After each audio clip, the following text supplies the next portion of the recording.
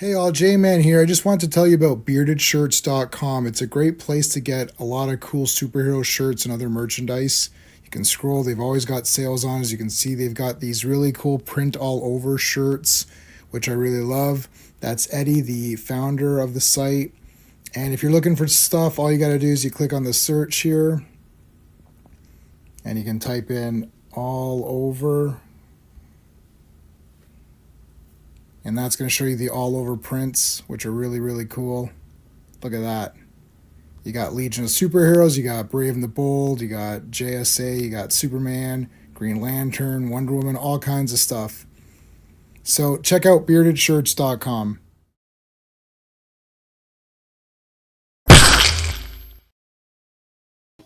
Hey guys, J-Man here. Welcome to a special live stream today. We're going to be talking about Iron Man. I don't have any Iron Man shirts. I used to have like 3 or 4 Iron Man shirts back in my overweight days. And since I lost the weight, I don't have those shirts anymore. So I'm wearing Feral Lad, which is the closest Iron thing I could kind of come up with. This is from, of course, the Legion of Superhero live streams that we did with Sean and Klobby. And there's about like 400 of those. So many Legion shirts, no Iron Man shirts, but I'm looking to correct that. Okay, so before we get into it, let's talk about quickly tomorrow night. Back here again tomorrow night for Days of High Adventure, and this time we're looking at the movie Circle of Iron. David Carradine, Eli Wallach is in it, Christopher Lee is in it, Roddy McDowall is in it, and it's about this guy who's trying to learn the ultimate truth of martial arts. He competes in a tournament, and he has to go forth on this quest. And the big thing with this movie is that it's a Bruce Lee movie. Bruce Lee had conceived it, wrote it up, came up with the story. He was going to play the David Carradine role. So David Carradine took another role from Bruce Lee. No, but he was going to play that character, and it had a lot of like Zen philosophy in it. So we're going to talk about it tomorrow. It's an interesting movie. I really think it's kind of neat. If you're a Bruce Lee fan, you definitely want to check the movie out, and you want to be here tomorrow when we talk about it. Monday, of course, is Earth's Mightiest Mondays. So, of course, 4 more issues of Avengers. This is episode number 21. We're covering issues 78, 79, 80, and 81. So be there for Monday. Let's give a shout out to our super friends. These are the channel members, so we always shout them out. Dan, Sean, Steven, Brennan, Mark D, RR, Philip Story, Digger Jim, Quagnar, Just Joe, FK, and GT, and of course, CT, Clobber Times, our good friend. Who we miss, and we always shout him out at the beginning of every stream, even if he doesn't really care about the topic. It doesn't matter because we miss him and we want to acknowledge how awesome he was. So put a CT in the comments, of course, to remember him, and let's go on. All right. So let's bring in our special guest. So today we're going to be talking Iron Man, just general talk, comics, love about the character, all that stuff. But also we're going to take a look at a book that my guest has written. Now the book, there is a link pinned in the chat that you can get this book. It's a PDF file. Let me know if it's working. It's a link to my direct personal Gmail drive. So you might have to get permission to access it. Just send me a thing. Just follow the instructions and I'll give you the permission to get it. I'll leave the book up for a while. So it's been there for a long time for the channel members already. So I'll leave it up for a while. And if it's giving people trouble, I can try putting it to OneDrive, but it might be the same thing. So it's tough to share PDFs because I want you guys to be able to see it. We're going to share the screen. We're going to look at it better that way. But if you do want the book, it's there. All right. Let's bring in our special guest, D. Bud Martin.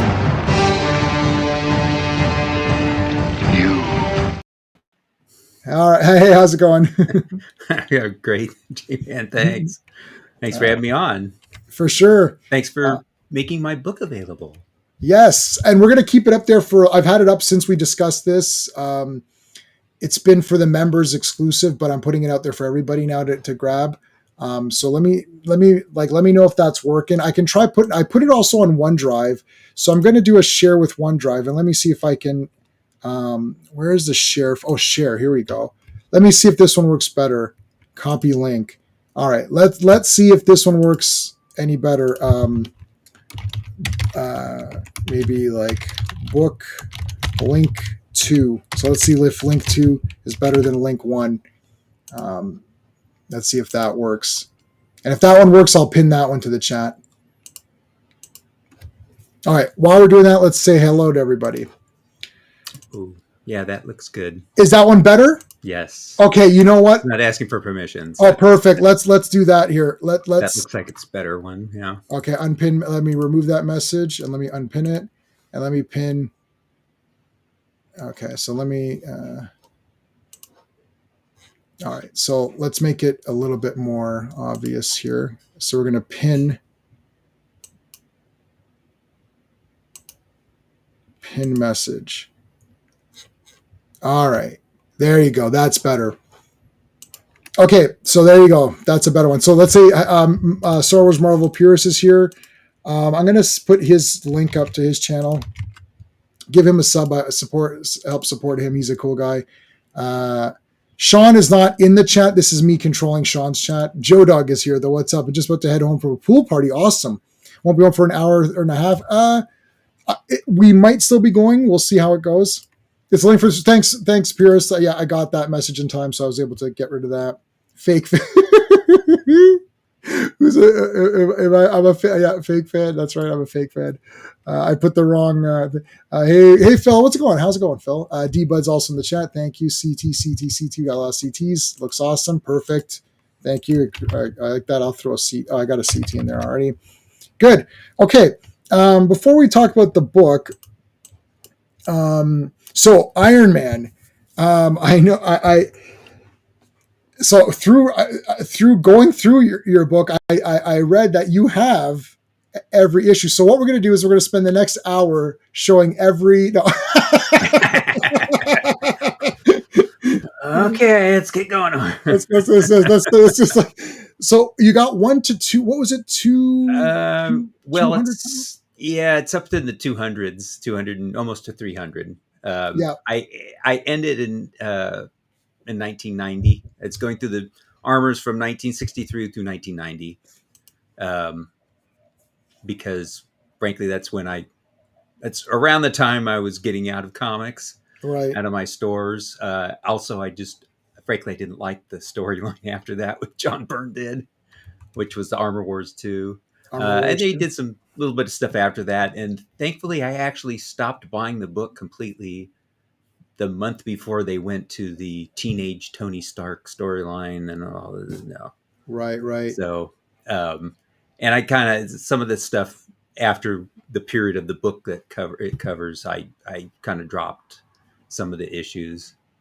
But I still have everything from then, from the Tales of Suspense 39 up to, but it's 260 or something like that.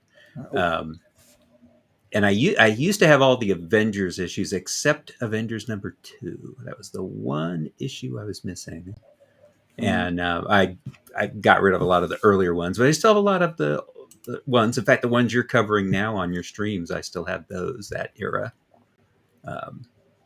So that. Right, so let's take a look. Let's see some of the big one. Like you got Tales. Oh, okay. We got to see. I'll put it you full screen. Let me put you full screen.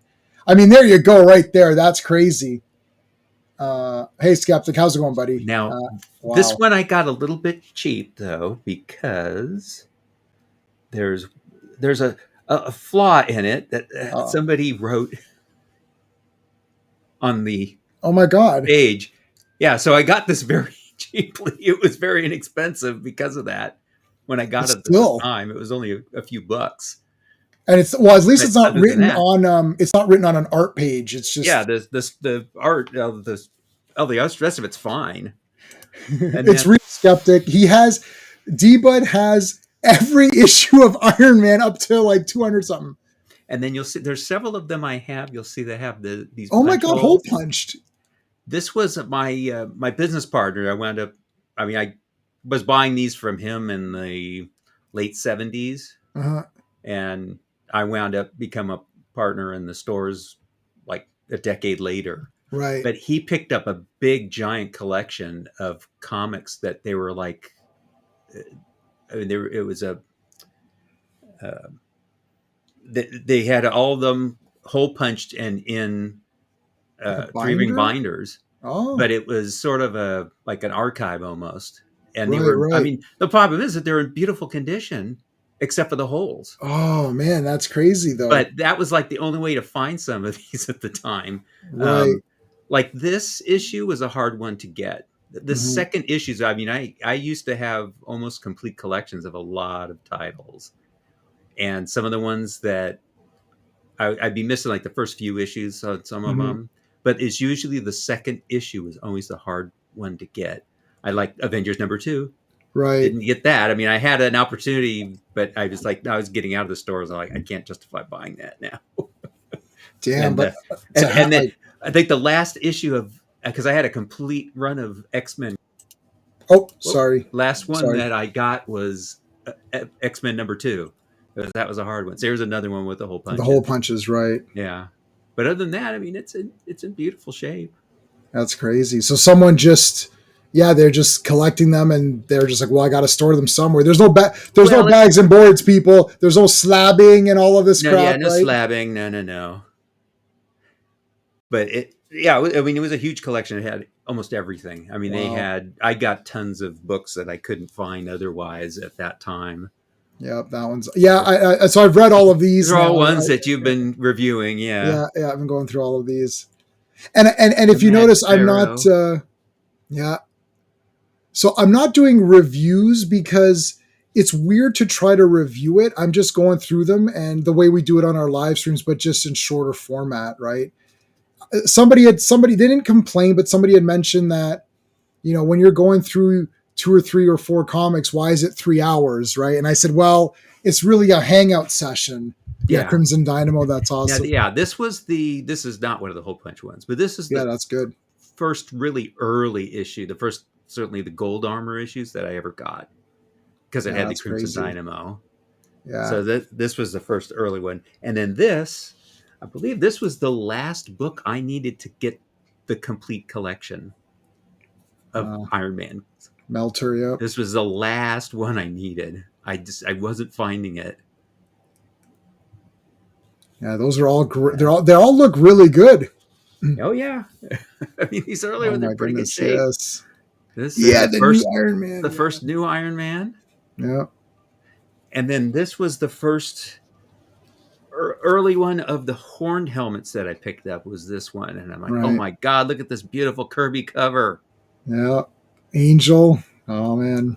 And then I'll stop for now on this one, which is the Yeah. Oh, first the Mandarin. Mandarin, Yeah, he was awesome. but the horned helmet Yeah. again. That was the horned helmet is my favorite of the armors, but yeah, I had my complete collection, and I mean, I go through this.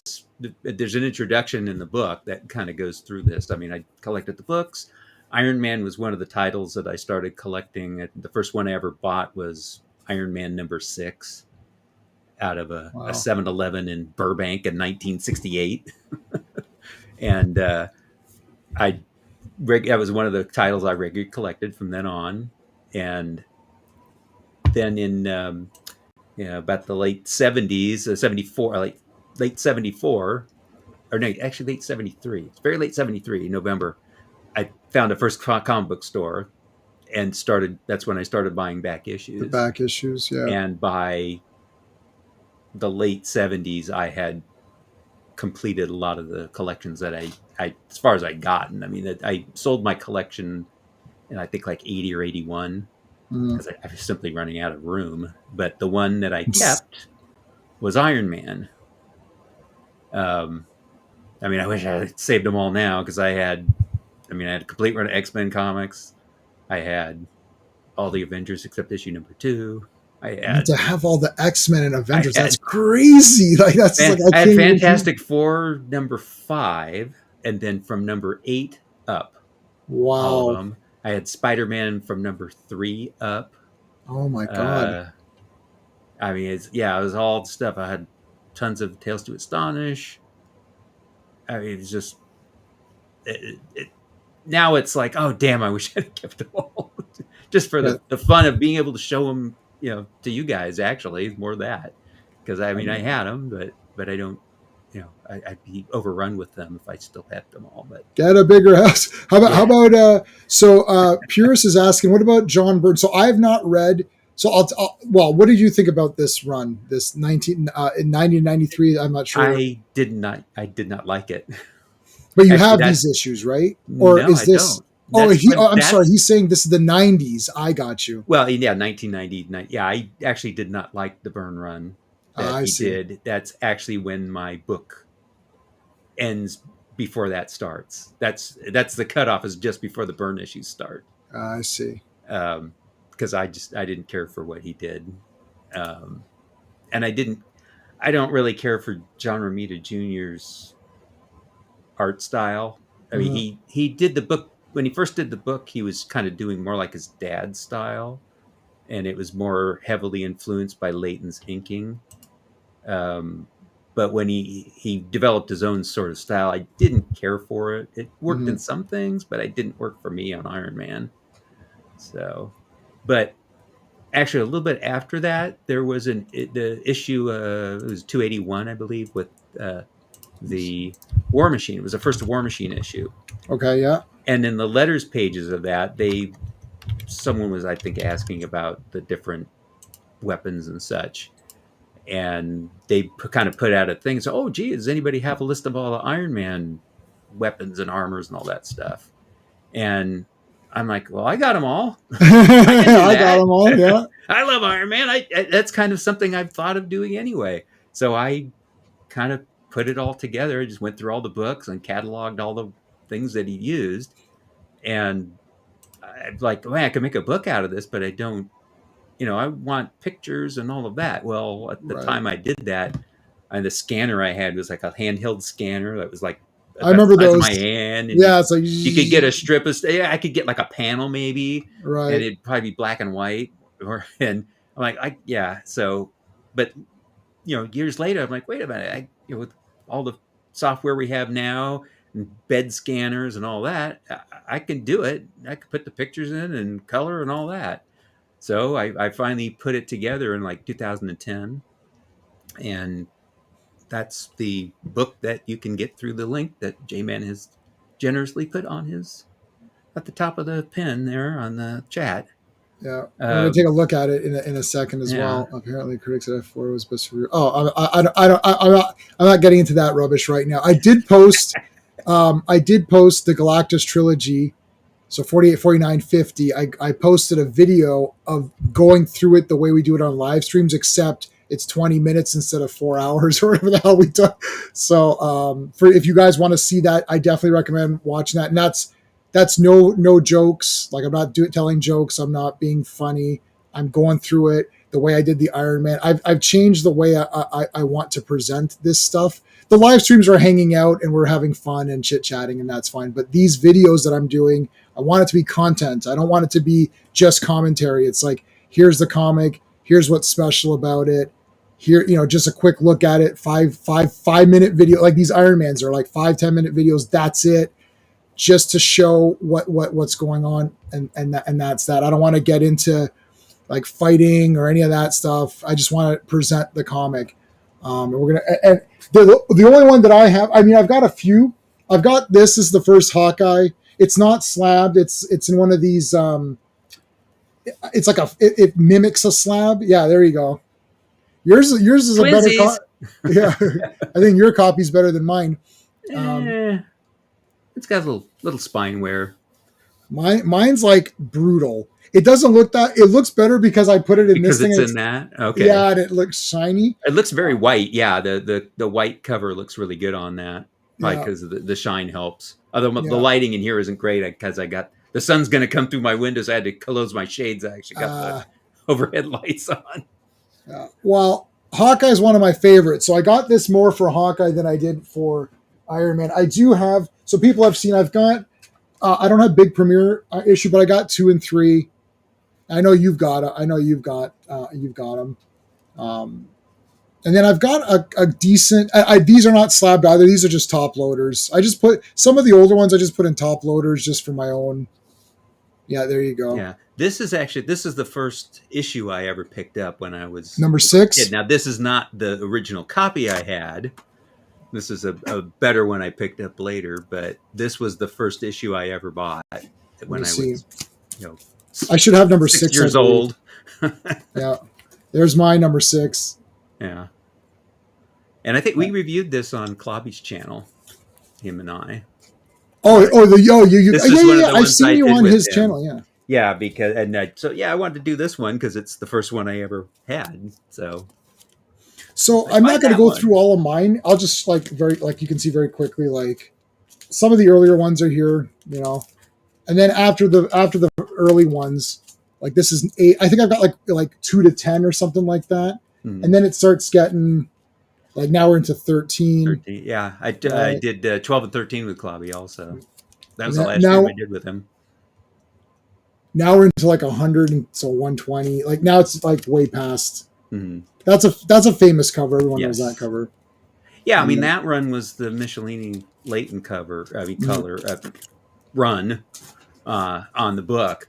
That's kind of what made me decide to keep that Iron Man collection when I sold my other books. Is that was just so good, and Iron Man, of course, is one of the ones I'd been collecting for almost the whole time I was collecting. So it's funny. I found kind of growing up and just hanging out with people that there's like sort of 2 camps. There's the freaking Iron Man, camp, and then there's the he's okay. So I don't know why it's like everyone's like, I like Spider-Man. Like everyone kind of likes Spider-Man. Everyone kind of likes the Avengers. It's like either of course people can love them or hate them. But generally people say, I like Avengers. I've got a few Avengers. I like Spider-Man. Iron Man, it's either you're like the Iron Man hardcore guy you're getting every month, or you're just like, So I had one Iron Man comic my entire life. And it's funny because, and I don't have it anymore because I gave it away, but it was one with Doctor Doom on the cover. I was trying to see if I can find it. I think it's in the 200s probably. Oh, to like 249, 250. Let me see, Iron Man, 249. Yep, that's the exact one, 249. Boom, right there. You called it. Klobby wanted to do more Iron Man books with me, and that was one of the stories. I'm like, well, actually, that's not one of my favorite stories. So I was bringing up these old ones.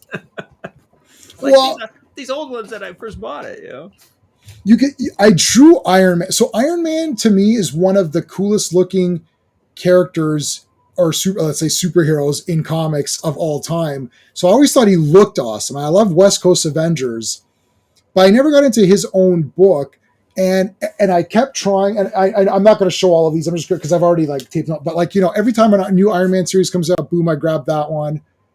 Then they did Tony Stark Iron Man. I grabbed that one. So, and then you could see, I read about 2 or 3, and then I stop. And this one I got a little bit more. I got maybe 5 or 6. Then the next series came out, and I tried again. I'm like, I don't know. So one day, so I grabbed this book. This is this was for like $4 or $5 at my comic shop, and it's every cover. And then it's just an explanation. So it'll be like 19 pages, the story, the credits, the important characters, a quick synopsis. Summary of right. Yeah, it's like the old indexes they did in the comics. They did as comic books. Yeah. So I don't know what it goes up to. Well, it goes into volume 2 or 3. So all of volume 1. So I mean, for you would only care about up to probably up to here. Yeah, and then the rest of this you don't care about. So for you, the only Iron Man book I picked up after, I think that 325, I think was the last one that I got new before I stopped buying comics altogether. And then I did buy the last thing I bought of Iron Man was I think it was 1999 or 2000 was the Bad Blood 4-issue miniseries. Okay, and that was Michelini and Layton again. And yes, I ranked Michelini Layton over Denny O'Neil by a mile. 5 miles, 10 miles. Well, so what happened is that I never read any of these. So now when we're going back, I was like, let me go back. And I thought, because we've been doing this stuff like how we did Legion from the first appearance, we're doing Avengers from number 1, we're doing all of these things from number 1. So I started to come up with this trend of I'm going to start everything from number 1. I thought, let me do Iron Man. So I read about 7 or 8 tales of suspense or whatever I posted. And I was like, these are pretty good. I was like, you know what? Why don't I just do 1 or 2 issues? Well, Tales of Suspense, I was doing 2 at a time for a little bit, but now I'm into one video, 1 comic, 5 to 10 minutes maximum per length. And that'll chronicle me reading it as a new person. I'm like, this is, so whatever video is up, that's what I've read to. So the next video that's going to go up is the first appearance of Hawkeye. Now that one I read before because it's Hawkeye, not because it's Iron Man. So I'm going to post that video shortly. Well, and some of those early ones I had read years before I got them as back issues because they were reprinted in Marvel Collector's Item Classics. It was a reprint title that had like Fantastic Four, Iron Man, Doctor Strange. So I actually had read a bunch of early Iron Man from that as well. And so I was already familiar with some of the older stuff. But now you might be able to do more issues when it gets to be a split book. Yes. You know about the split books. Yes. Yeah. Because it's going to be Captain America and things. So I didn't even realize because I bought all of them. So I bought everything on digital and it's all either Epics or Masterworks or whatever. And they omit the other part. It's just the Iron Man story. So actually so this is funny. I have all the Iron Man comics, PDFs, scans, actual scans of the books officially from Marvel. They released them on DVD. Right. I got Captain America, Iron Man, I think Hulk, Spider-Man, something like that. So Captain America, Iron Man, and Hulk. Those are the 3 that I got. And they're official. Like it looks like a DVD. And I remember thinking, what are these? Are these cartoons? Like, what is this? And I opened up, I'm like, oh shit, this is the actual comics scanned to PDF. So I shared those to everybody. I gave that all. Sean's got all of it. Steve's got it all. So I was like, I could do it from here. But the thing is that the problem is that those PDFs are double pages. So you can't see it. Like it doesn't look good on the screen. Right. Like so I bought them all in the digital format. So that's how I've been reviewing those, but those don't have the other story. It's just the Iron Man story. So I didn't even know. Yeah, that's odd. That's odd. Well, the thing is, I didn't even know when it became Does it at least have the covers? It does have the cover, so you'll see. Because some of the covers are Captain America because they switch the covers every other month. Would be the other guy or whatever. Yeah, right. Yeah, and they did that with Tales to Astonish as well. Yes, so was Hulk and Submariner at the end. So I have every Tales to Astonish with Namor and Hulk because I love Namor and Hulk. Like those are like top 10 characters. So I have those original issues. Those I got. Iron Man, you just saw my entire collection. So you have everything. I have whatever that little bit was. I'm slowly getting them. Except for Tales of Suspense, which are all going to be expensive. Big premiere issues, slightly expensive. After that, it's not that bad. And I'm willing to pay if I want the thing. Like I'm not against paying if I've got to pay for it. Okay, so let's take a look at the book. So 2010 is what you said. No, we're not going to read all this out. Yeah, 250. Yeah, 257 though. It lists on there. That's the last issue that the book covers. Yeah, so there you go, up to 257. To Iron Man 257, which is June of 1990. And like I said, that's kind of where my collection ends. I've got holes in it after that. Right. Okay, so you mentioned a lot of this already. Yes.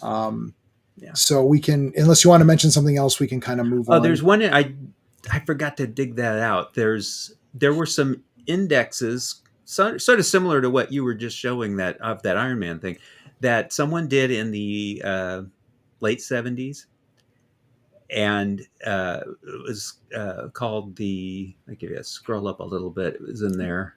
An introduction. Right. Check up more. Oh, RR is here. More. Yeah. Hey, RR, how's it going, dude?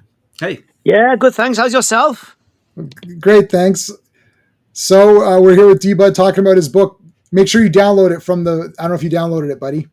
I haven't. I got your message, and I was on the road because I'm returning. As you can see from the avatar, I was busy hanging out with the stars last night. Yes. Yeah. It's me and Ryan Reynolds just catching up. Right. I told him to come on your channel, but I don't know if he's going to do it. He's a busy man. Probably, But no, probably not. I'll definitely download D-Bud's book. We're looking at it right now. So, okay. So what did you want to point out, D-Bud? Oh, I thought I saw it in here, but actually what it was an index that this person was working on, which is similar to the book you just showed of Iron Man books, but he was doing it he was trying to do it for all the Marvel comics. In that he worked out which was more doable in the 70s than it is now. But what he did was he worked out a chronology of the character for Iron Man because he was not only in his own book, but he was also in the Avengers, and he'd have guest appearances and such. So he worked out like a chronology of what book would come next in the character's, history. Right. And I used that as my guide. And then I had to, it only went up to Iron Man, I think 117 or 19, something like that. And then I had to work it out after that. Wow. And there's 3 parts to this book. The first part is just going through the armors themselves. And the second part is going through all the weaponry and systems. And then the third part of the book is actually the first thing that I really did, which was cataloging everything in every issue. And yes, that's it. The Olszewski. That's it? Yes. George Olszewski. Olszewski. He's the one. Yeah. And I have the 2 Iron Mans. I had all the other ones he did, but I sold the other ones off, but I kept those. Now, the other thing I had to, hey, Fatal Jay. The other thing is I started on this with explaining how I classify these armors, because Marvel, at least with the books that they did a book in the early 90s called the Iron Manual. And they kind of separated the armors simply by cosmetics. If they looked the same, it was the same model. Like, well, that's not what happens in the books. In the books, there's several issues where he changes the armor. It looks exactly the same, but obviously there have been changes to it. So I had to kind of make a rule as to what is a new model of armor. And they refer to them as Mark 1, Mark 2. So I said, well, I'm calling them models to distinguish it from Marvel's thing. Can I ask a nitpicky question? Sure. Mm-hmm. All right. So does that chronology of the armors include the modifications that Reed Richards made to the Iron Man suit during Secret Wars? No, but we'll get to that. Controversy. So our D-Bud, you may have missed this in the beginning. He has every Iron Man comic, including all Tales of Suspense. So he has the first Iron Man all the way to 257, I think was the number. He's got them all, like right there. So you missed the first 5 minutes. He literally showed Tales of Suspense 39. Was that it's like he has them all. Pull the file back up. one. Oh, sorry, that's me. Wrong button. There you go. Look at that. Boom, right in his hand. Brilliant. That's fantastic. He also had comic book history. 40, 41, 42. It just goes on. He's got the whole thing. Believe me, he was going through them all. We could just do a stream where he just holds up each one of them, and it'll just go up to. But actually, going back to what he just talked about, I was asking about modifications and such. So I had to come up with rules on what's a model and what's not. What's just a modification, because sometimes he just changed a couple of items in it. It's explained here. And I have, this page explains the whole thing. And what it is the chest plate is the big part of the armor. Right. So anytime he makes a significant change to the chest plate, I would consider that would be a new model. If he's just changing the helmet or the gloves or some other, system that it's explained that he's changed it, then that's just a submodel. I don't count that as a new model. It's a sub-model. Are you saying that impromptu modifications, like in the middle of a battle, or he very quickly has to come up with a solution for something, that would not be a new model per se? Well, no. It would just be an adaptation of an existing model. It's only if he's physically changing the armor as far as like a piece of the helmet usually, or the gloves. It's usually Mm, those. yeah. Or like there's time when he had to change the refractory coating when it's really Mm. stated explicitly. But if he's just like jury rigging something, that's not a model. I mean, he's not actually casting a new suit to do that. Right. So it's more like, would he have create a new suit for it? Then that's a model. If it's All just right. he's just changing the helmet or the gloves, that's just a submodel. There's like one sort of exception to the chest plate rule, which is when he made some modifications to the Silver Centurion armor. And that's because they explicitly showing him just tinkering with the existing chest plate. And because they explicitly show him just doing that, then I go, well, that's just a modification then. He's not recasting the whole set of armor. Right. Now, to the point you were talking about is like the Secret Wars thing. Yeah. I do not cover anything from issue, I think, what is it, 166 to almost 200, because I can't. That's explained in the story that his armor gets destroyed by Stane's henchman, the Rook, in issue, I think, 166. And from that point, he's just using, he describes as a cannibalized suit of armor from earlier suits that he had. And that's also what Rhodey wears through his time as Iron Man, Mhm. which is up to issue 200. And so I can't tell what those are. Right. There's no way to catalog those properly and say, well, this is model 1, this is model 2, whatever, because it's a cannibalized suit. I don't know what part's what. Right. So you're saying, okay, so from model 1, he's using the gloves, and from whatever he's using the boots, and from whatever so it's like he Yeah, and cobbled you together wouldn't what be he able to could. tell that because they're not going to explain that. They're just Right, saying, well, this right. is a cannibalized armor. So, well, then I don't know what's what. So there's Right, no way right. for me to properly catalog that. But on top of that, Tony Stark as Iron Man, I effing hated those issues. Right. So it was a great excuse for me to say, I don't even want to cover these issues because I hate them. Tony so Stark is Iron. You're not the mantle. You're not the mantle. If it wasn't the case that they had May I ask though? I would have cataloged it, but because they did, I couldn't. So I'm like, well, okay, so yeah, so it was a little bit of so you would have if they would have explained it, but they didn't. So then it was if just they like, just no said, point. yeah, if this was the prior suit or something like that, that would be doable. Or if Right. this is just a backup suit, which I don't. A backup suit doesn't count as a new model. It's Right. the same model. It's just a backup. I got you. Yeah. But with that, they explicitly state it's cannibalized from pieces of all sorts of other suits. So I don't know what it is. So that whole era of Iron Man with Rhodey as Iron Man, I don't have in this because I can't. There's All no right. way to Okay. be. Makes But sense. may I ask I though? can't be rigorous about what it is. Okay. So.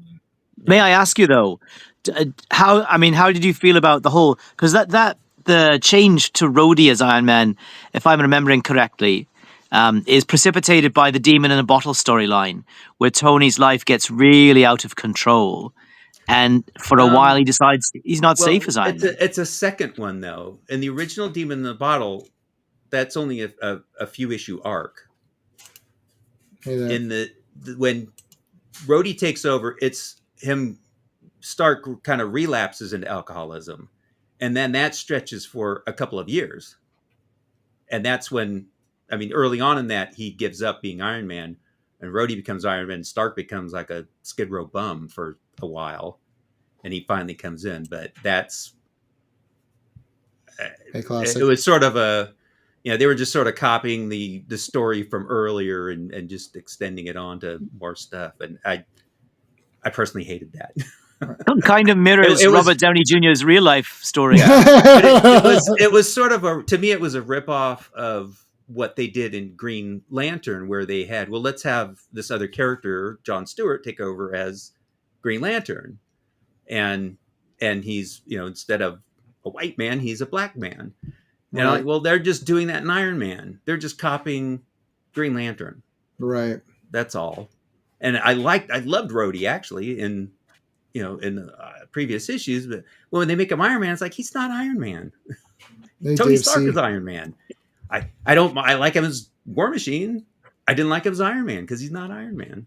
I also liked him as War Machine as well. Just Yeah. make it. I don't mind having another character, like a new character, as a different thing. Like just say, oh, he's going to be called War Machine. That's cool, Yeah, right? that's fine. Yeah. Yeah, but as Iron I don't Man, I'm mind like, that. no, but he's that's not like really. that would be Iron like Man. having somebody else be Spider Man. Yeah, I don't like that either. Spider-Man. Yeah. Okay. Oh, and Marvel would never do that. No, they'd never do Yeah, that. They'd never have do somebody that. else. No. So hold on, I want to go through the format though of this section, just the format wise. Mhm. So so model 1, gray Yeah. So armor. this is I have the model. If Hail, Dave. it's kind of obvious cosmetically what it is, like in this case, it's the gray armor. I list that, the first appearance, all the issues that it appears during the period that I'm covering, Right. including flashback issues. One thing about flashback issues, those aren't canon. Only contemporary issues, because they do things specifically with the gold armor Yeah. that they do later things in later issues where he's wearing it that are incorrect. I read some, so I did read quite a bit, and I did read that on some of them where it's like, oh, it's like a flashback, but then this is like wrong, But like this they is wrong. flashbacked it wrong or whatever. So it's like, okay, that doesn't, Yeah. that's not a thing, and that's just because it's tough with these guys. They don't know; they're just writing whatever, and they're like, okay, Yeah. it'll be a flashback. And the No one's artists gonna- are used to it being one way currently, but if you actually look at the original issues, it wasn't that way. I mean, No. specifically the repulsor rays is with, like, the gold armor did not have built-in repulsor rays. Right. But when they did later issues where he's wearing it, they're built in. It's like, well, that's wrong. They weren't built in. Right. And then I just do a little bit of the identifying features as far as physically what the changes are. Right. And then the model notes are kind of giving a little history of just that suit of armor.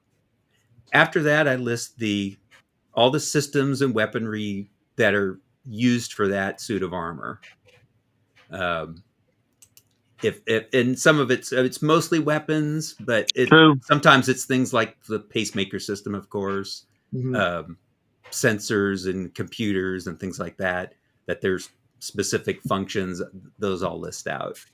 But it's mostly weapon types, and and you plenty of scanned all of illustrations, these, as you right? can see. Yeah, these are all scans from my comics, the original comics, except for the early Avengers issues. I didn't have those anymore, so I would grab pictures off the internet or scan my copy of my Marvel Masterworks that I have, because I have all those Masterworks. Yeah. So this is cool. So like they need to, like this is actually better than what Marvel would produce. Like if you look at one of the DK books or something, they would just have it all. It's not as thorough as this, and even to show you the little things that have all happened. How long did it take you to do? How long? This book is 142 pages. How long did it take you to put this book together?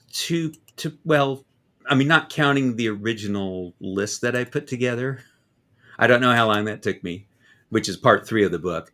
But doing all this, it took me probably about 6 months altogether, just making sure, double checking, keeping track of all the different systems. One other thing about this is I try to also mention what part of the armor it's in, like it's a left shoulder or it's in the, the belt or whatever, if I can identify where it's from. And then I usually try to get some pictures of at the end of books that armor was used in. The left buttock, where he keeps his gas weaponry. Yes. And then the second armor is the gray. It was originally gray, right? And of course you went over it. Tells us it's 40. He starts off in the gray. It's a gray armor, but it's been modified. It's been trimmed down so you can wear it under clothing, and it has kind of that skirt on it, which the original gray armor does not have a skirt around the pelvis. And that's kind of the identifying factor. And luckily, on the action figures, which I have a bunch of them back there, they actually do that correctly. Oh, do they have, okay. You can see behind me, Clobby's standing in front of all of them, though. Yeah, you can see Clobby there. He's in front of everybody. Yeah, good old Clobby. So that, and the other thing about the gold armor is that depending on who drew him, the helmet was different. because if you look at it, like when Kirby drew it and the Avengers are on the covers, the helmet is sort of like a shell. It's just a Right. shell shape, and there's no neck or anything. It just goes straight down to the neck collar. Whereas like Don Heck, who drew Tales of Suspense, his main comic, it has a chin, but you can kind of see like here in that middle picture, Yep. it kind of looks like the shell. Right. The Shellhead name comes from, but you can see in the other ones that he's got a chin, and it does come in. But like the Kirby cover on there, it looks more like the shell. So that's interesting. Yeah. Yeah. He was scaring people. If I remember reading that, like people were getting scared of him, and then he made it gold. Yeah, that you can see it in those pictures too. That right. sequence that I have there. Yeah, right here. People are like, oh no, he's a good guy. Yeah. Kind of, oh my God, he's dreadful looking. Yeah. I'll paint it gold. Yeah, his girlfriend that he's hanging out with says, "Oh, he looks so much better if it's gold." Says, "Oh yeah, I'll do that." Okay, that's Tony. Doing everything for a woman. Come on. Yeah. All right, there's number 2 there fighting with that guy. Gargantua. So again, look at all the stuff. So he definitely upgraded the weaponry because there's a whole shit ton of stuff now. Well, yeah, I mean the first issue that's the only issue he really wears that original armor is the first issue. This one he wears throughout. Now he does make a backup. He makes a copy of it when he's trapped in Kala's underworld. Mm-hmm. And he makes an aluminum copy of it. Yes, and he fights the Melter. Melter, but those aren't. Those aren't different. I wouldn't count those as models because they're just one's just made out of a different material for a specific purpose, and the other's just a backup. He's just making the same suit. It's just a copy of it. So it's not obvious. I don't count backups as new models. That's just the same model. This was great when I saw this image reproducer. I was like, whoa, what the hell? That's an interesting... was Pepper stuck up in the car? She just wants to date Tony. That's her only that's like her only goal in life is to go on dates with Tony. And then he just is like, no. She was a little snotty to Happy. Happy, yeah. Yeah. Happy genuinely liked her too. But she's like, oh, you're not my type or whatever. And then... so she didn't yell. And you can see here on these pictures here, if you scroll back up a little bit, just to the top of this page, see he'd have a palm attachment that he used. That was the repulsor ray, and that's all you ever said. And it usually was in the Avengers that he used the repulsors actually early on. Because Kirby was mainly drawing that. He'd have him using that, but it was always a palm attachment. It was not built into the glove. There's a lot of one thing that is interesting in reading these from the beginning, and I've only read up to Tales of Suspense, whatever I've posted, so that's a lie. I did read Iron Man 1 to like 20 or 25, like maybe when the first movie came out. So whatever Iron Man 1 came out, they had a sale and I ended up grabbing like big premiere issue to, I don't know, whatever the sale was, like the first 25 or something. And I read all of those, but that was like so long ago. So when I started these videos, I was like, let me start from the very, very, very beginning with this. All right. Model 3, here we go. Now the real Iron Man. Like this is my favorite. Yeah. Yeah. Like, now we're into the good stuff, right? Yeah. Widow's Peak Iron Man. Well, it's when this is the beginning of his classic look. It's not quite there yet. Yeah. This has got the horned helmet. The chest plate's a little different. He's kind of got, it's in pieces where there's like sections in the abdomen area. Mm-hmm. The top is kind of got, you can see there's like seams and striations at the top of it.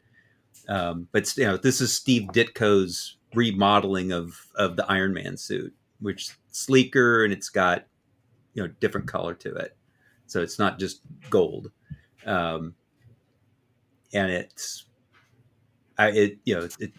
looks great.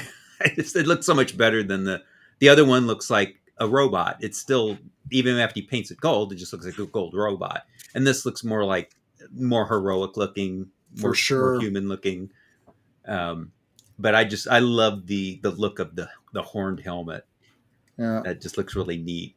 And I try to, through the book, if they have a sequence where he's building the armor or showing how he's remodeling it, I try to get a picture of it in there. And like, here's the picture after he's recast it. And they kind of explain that I don't know if it was in this one or coming up, but like when you put the thing on, it expands and connects the yellow part. So it's like if you put the glove on, the yellow part can kind of goes up on its own. Yeah, it just magnetically goes up to the chest plate. Yeah, it goes, and the boots the same thing. Puts the boots in, and they go up to the pelvic area. Yeah. Yeah. Well, eventually, Fatal J, I'll ask D-Bud about what he thought about the suits in the movie once we go through a little bit more of this. So we're not going to go through every page, guys. This book is available for free. Controversy. What? Oh, the Infinity. Oh, okay. Well, yeah. We'll get to that. I want it because I've. So yeah, now you've got. So you like the horn, the spikes, horn helmet, whatever, yes. right? And you can see this is a later issue where he has, this is around issue 98, 99, where he had to wear it for story reasons. And he's got the built-in repulsors, which is wrong. Again, even with this suit, it was just a palm attachment in the original comics. And oh yes, we'll talk about the nose. Yeah. We'll talk about the nose thing. Yeah. And then I include these two pictures on the left because this is where I had to go by my rule. Is he's got this vent that's on the back that you can see on the armor. Yep. And then after issue 52, I believe it's 51 or 52, it's gone, and it's obviously gone. I think it's 50. Yeah, 52. I think it's gone. And because Heck is drawing this, I think it's in the first issue with this new suit. Mm-hmm. And then it's clearly gone after that. And it's really just kind of the artist wanted to stop doing that.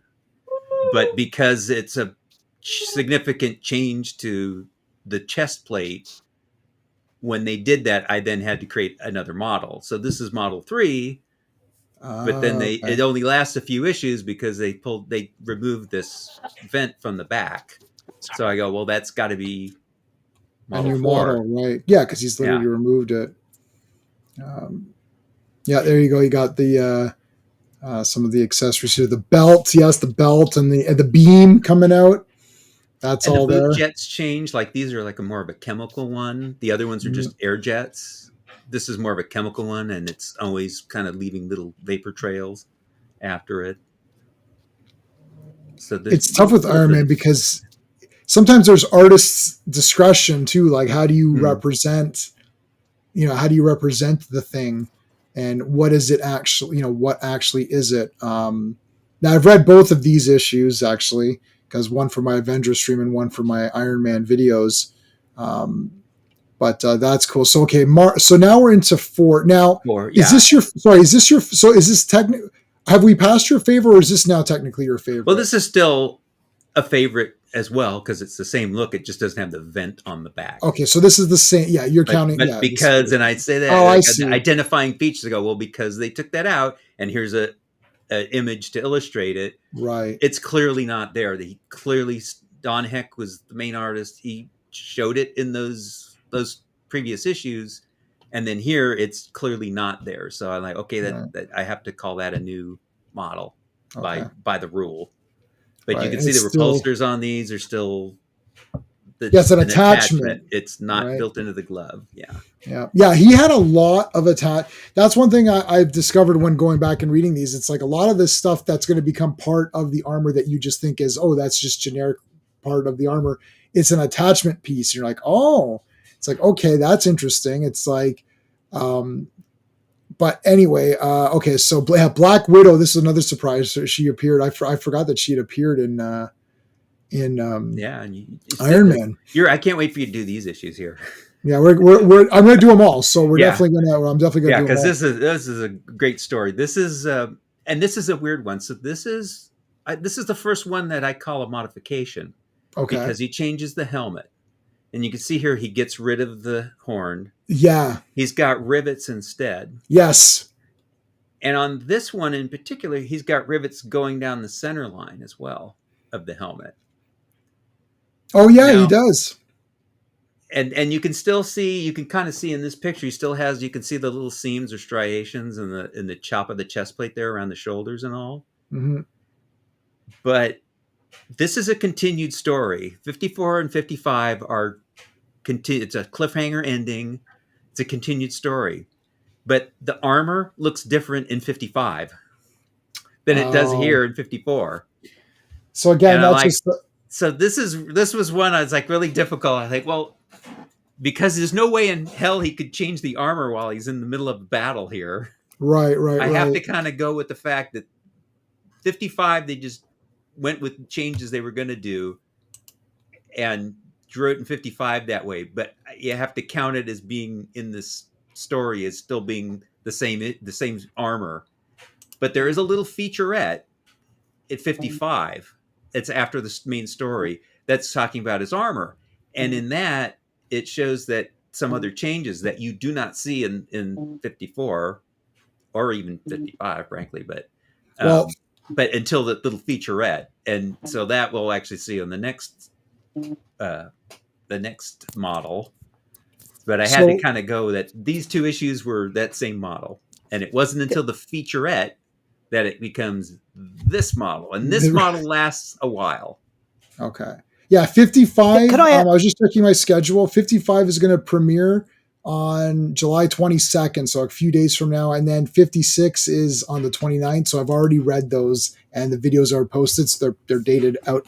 So you'll be getting those pretty soon. I just 57 is the first Hawkeye, right? So I think that's that'll be coming up. Sorry, or I'm sorry. Did you want to say something? No. I was going to ask a question of D-Bud. So D-Bud, this may seem a bit of a random question, but did you ever, back in the day, or even possibly currently, did you ever play any role-playing games by Palladium? By the Palladium system, Kevin Siembeda, he got the license to do Teenage Mutant Ninja Turtles and Robotech and all those sorts of systems. I think back I played in the 80s and 90s. Robotech once. There were several games I played in the late 80s. I played several different role-playing games. Yeah. The reason times I just kind of because we also sold those games in my stores. Yeah. So I used to play it with the guys that work with me, and we played like the Star Trek role-playing game. Yeah. And DC Heroes role-playing game was way, way better than the Marvel one was awful. The DC one was really good. That's controversial. I love the Marvel role-playing game. That original Marvel one was awful. I will tell you why I asked, though. All right. So the Palladium Systems, this guy Kevin Siembeda created this whole universe, right? And there was all these different games of different genres. Like there's a spy game and almost a Call of Cthulhu type game and a superhero game that I played a lot. And they had the license for Robotech and Teenage Mutant Ninja Turtles and so on and so forth, right? So there are all these related games, and they're a lot of fun. But the format, like the format you've chosen to represent each page, reminds me of the way Palladium laid their books out. And it was a very effective and very easy to read, easy to follow, well organized format. And I thought, maybe you drew a little inspiration from that. But it just turns out you're an organizational genius anyway. I'm an organizer type. I like to keep things organized and lists and all that stuff. Definitely, it shows. And you'll see at the end of the book the lists. But yeah, I wanted to make it really simple to read and understand and all this. But this suit is, I consider, again, like I said, the featurette's the new one because this has a couple different things. It has the center line rivets are gone. Mm-hmm. The seams and such on the upper part of the chest plate, they're all gone. And then he's got hip pods, which were not there before. He's got the hip pods, but they're a little smaller than what you used to, but they're there. And then, there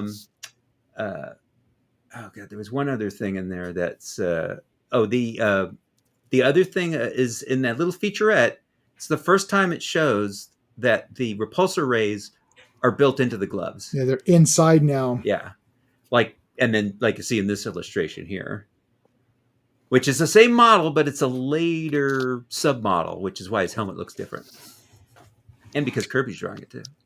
I think we're getting close. We're getting closer to the Iron Man that I like. I think we're really close now. But this is more, and then this picture here is from the featurette. This one on the bottom right, and it shows there magnetic repulsors housed in palm of each iron glove. So that's the first time it says he's got built-in repulsors. But this model, this lasted a couple of years. This is the first one that actually lasted a while without them making major changes to the armor. There's just some minor ones. He does a lot of attachments, as you can see. There's this whole page is just little wrist attachments. That's all this is. This whole page, and they were all kind of like one-shot usage of this whatever this thing he's using. So it's like, oh, what do I need for the story? Oh, he's got that. I got that right. Yeah, the utility belt of attachments. Mm-hmm. But the armor, the general armor, he didn't do any major changes for a couple of years. The only things he really changed on this were, as you'll see, the next submodel is the helmet. All right, so this is 5. No, 5A. This is 5A. 5A. 5A. Yeah. Okay. So this is A because all he changes is the helmet. And in fact, I thought, God, I should have put the picture in. There's a splash page where he's working on the helmet with the rivets. Mm-hmm. And he's talking, I want to experiment and see if I can make the helmet better. And then a couple issues later, they have this where they've gotten rid of the rivets on the helmet. And he says, he did that. And then he also improved the oxygen supply that the helmet has. So that's just the first modification on this Model 5. This is this here is like super famous, like this image. What year are we talking, D-Bud? What year are we talking? This is 65 or 66, these years. And then this is the second submodel. So this is 5B. And the difference here is he just changes the gloves to where they don't have the rivets on the knuckles. And you might have noticed that the knuckles they kind of had rivets right there at the end. Yeah. So they're gone in starting this issue, they're gone. And a lot of it's because Gene Colan's now the artist, although he's credited under his pseudonym, Adam Austin. But that's kind of now the armor's looking kind of like what it looks like for many years going forward. There's just little very minor changes. Well, you can't improve on perfection, right? That it reached sort of it reached a state where aesthetically, I mean, obviously technologically it could get better, but aesthetically it was such a beautiful design. Yep. And you find that there's a I guess so many heroes and costumes, they don't change because aesthetically they're perfect. Like Daredevil. Daredevil's costume changes a few times, but not often, because the aesthetics of it are perfect. Very minor, And and plus, as far as merchandising and toys and stuff like that, you don't want to change it much. No. And this looks pretty much the same. This is Model 6, but he creates a whole new set. It's going to be twice as powerful as the last one. He does there's little cosmetic changes in that the hip pods are a little bigger and flatter, and then the collar, the shoulder collars, it's more out.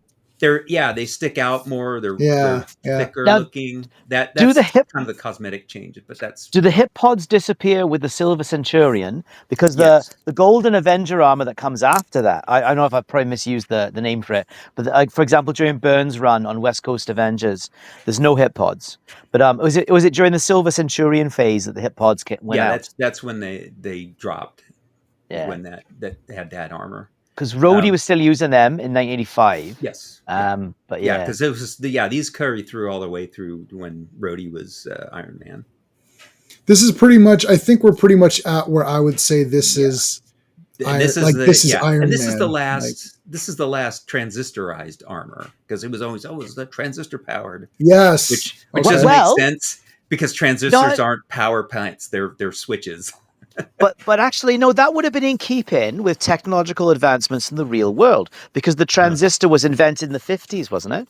To replace the vacuum tube. And then you don't get the integrated circuit till To when do you get this that? Yeah. suit It's here, which is in 68, I think 67 or 68 is when they go to integrated circuits. Yeah, And but you this haven't really got microchips till the 70s that oh are yeah, really yeah, it's commercially much later, available. yeah. But this Isn't was that amazing? they had How it the printed parallels. circuits. Printed circuits is what he went Yeah. to. So, Incredible how it parallels. Like this obviously is not happening today, but this is that how Iron Man's development, that there was enough thought and care put into it at the time to parallel real world developments in technology, right? yeah. Oh yeah. You know, Yeah, because things that were changing the world. They knew that was happening. So, gee, we need to make Iron Man have that. They knew about integrated circuits, so that, yeah, we make him that way.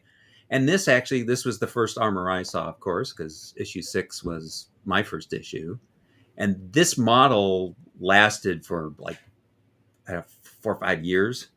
So this one lasted a long time. Yeah, like this is Iron Man. Like we're at a point now This where is I'm Iron looking at this. I'm like, this is the real, what I would call, oh yeah, that's the real Iron Man, or even whatever's on my background image in the middle. Like that's like sort of this is the real Iron Man at this point for me. Like if someone says, what does Iron Man look like? I would think of this, and that's what I would draw, right? Like, so this is where we're at with, but now I remember I'm not reading any of these. I saw what was that 240? What did you say mine was? The 249 or what was it? 249 was when you talked about, with the Dr. Doom. That's the only one I had. Now, I loved that armor because I thought look cool. And I also love the Silver Centurion armor, but again, Silver Centurion armor because that was in the Marvel role-playing game. And that armor because that was the comics that the only comic I had of Iron Man. So I would draw Iron Man, and whenever I would draw him, it would be that armor with those bigger boots, or which we'll see. But you'll see that, yeah. And the funny thing, like with this one, when I was doing the research on this and kind of looking at it, it's like I found that there was a lot of stories with this particular suit that kind of carried through the whole time it was being used. That he'd have these circuitry issues going on where all of a sudden, his repulsors wouldn't work or his boot jets wouldn't work because, he'd either get just from explosions or dealing with heat-based foes and things like that. He kept having all these circuitry problems. And I think that's funny. It kind of went through this whole lifetime of this particular suit. That constantly was happening in the stories.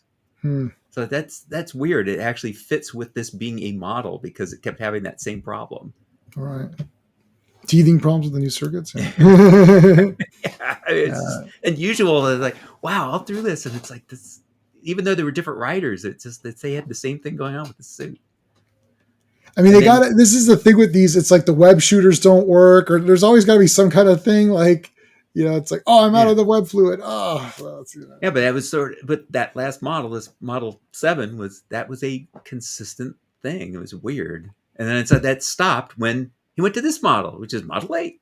And this had he changed it to being solar charged so that he wouldn't have as many issues with, having to recharge and all that. Okay, yeah. It explicitly goes into that. And as you can probably tell by that picture, there's a submodel on this one that involves the infamous nose. So this Model 8 is the solar powered one, but Model 8A has the nose.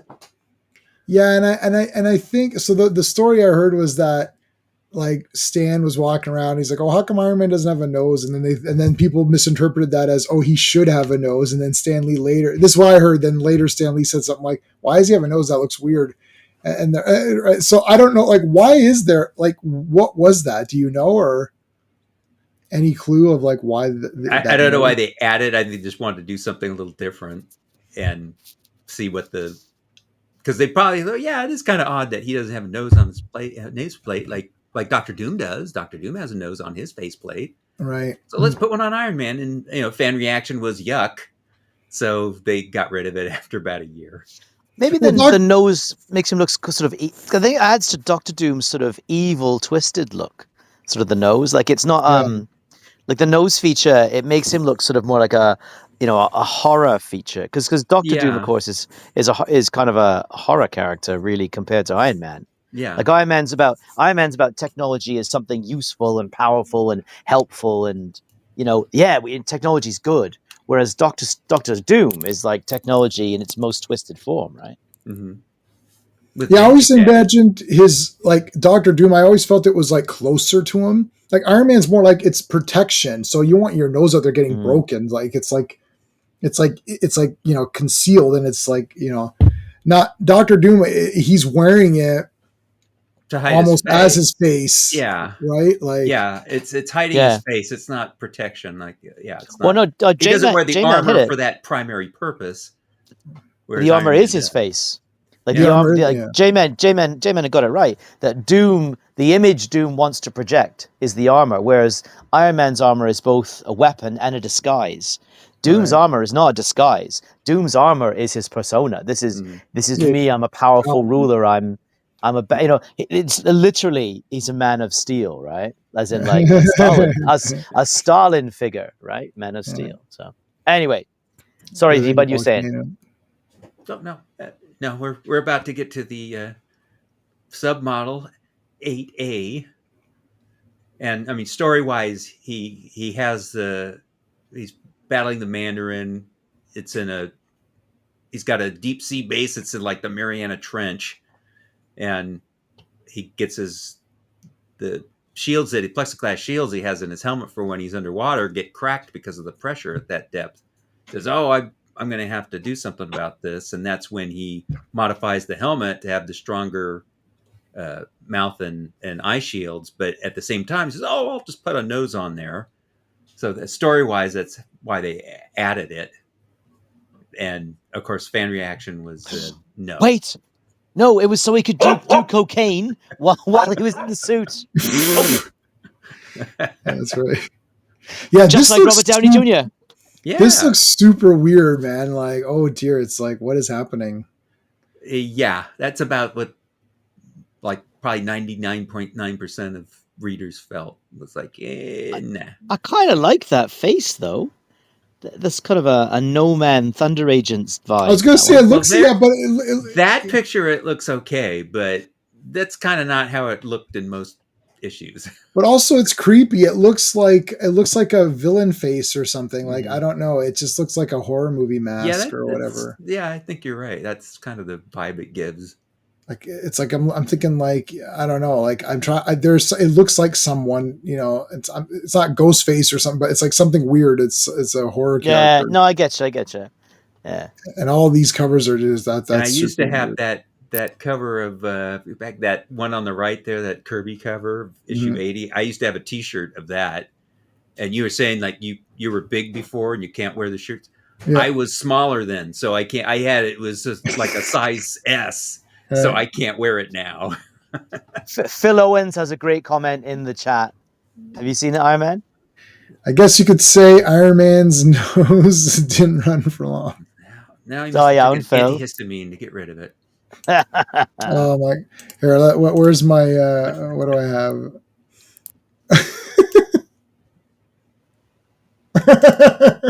Well, how about Avon? Avon, yeah. Slow clap. I've been watching my Blake 7 Blu-rays. Oh, it's beautiful. It's beautiful. Iron Man, yes. Oh, and then this one issue. This is a Model 9. He gets the old nose suit gets damaged. He has a backup suit that he's wearing because Happy Hogan's in it and gets injured in it. And he wears a backup one that gets trashed. So he builds this new one and he decides to make it a fast suit up process. So he makes it super thin. And he said, well, because of that, I had to get rid of the nose, which is more like, no, people didn't like it, so I'm getting rid of the nose. Right. One thing I'll say about this picture here where he's going through it is, doesn't that look like Pedro Pascal to you? Oh, great! Now he's gonna be Iron Man. That's good. Like I don't know. I was looking at this again before this, and I'm like, oh my god, he looks just like Pedro in that picture. Why couldn't he shave his mustache for Fantastic Four? It's just like a weird. It's just. Anyways, I don't want to get into that, but I love that there's no pants. I was gonna say. I just had to point that out, though. It just looks so much like him. Like, oh god. So if I don't scroll down, you can be like, my suit will have no pants. I don't need them anymore. No, it has pants. Yeah.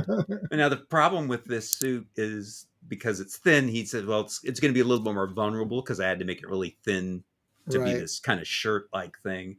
And yeah, it just almost every issue that he wears this, it gets just trashed. Right. It gets pummeled by all these different characters, and so this actually it doesn't last all that long because he keeps just getting it trashed. So but see, it still looks the same. Like it looks the same. Yeah, I wouldn't be able to tell, right? Like if I was if I'm reading it and he says I've making it thinner, so that's a new model. But if you just looked at it and say, hey, this looks like the same. Yeah. I mean, cosmetically, all these last several models all look the same, exactly the same, and even the next couple of them really do.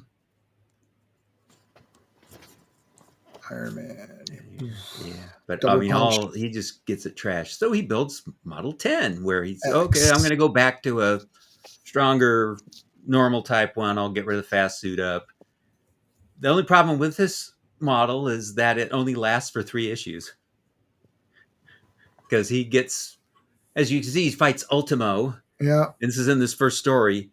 And he gets injured in the battle from Ultimo basically just squeezes him, and it causes him to have his heart problem comes up again. Because at this point in his history, he'd had surgery back in one of the ones I think you read, which is U19. Mm-hmm. He had synthetic tissues put in, but because he was fighting, it was stressing it out. So he still wore his pacemaker. But kind of like the end of the Model 7 armor, he's kind of healed from it and he doesn't need the pacemaker. So he actually got rid of it in Model 8 and Model 9. He didn't have it.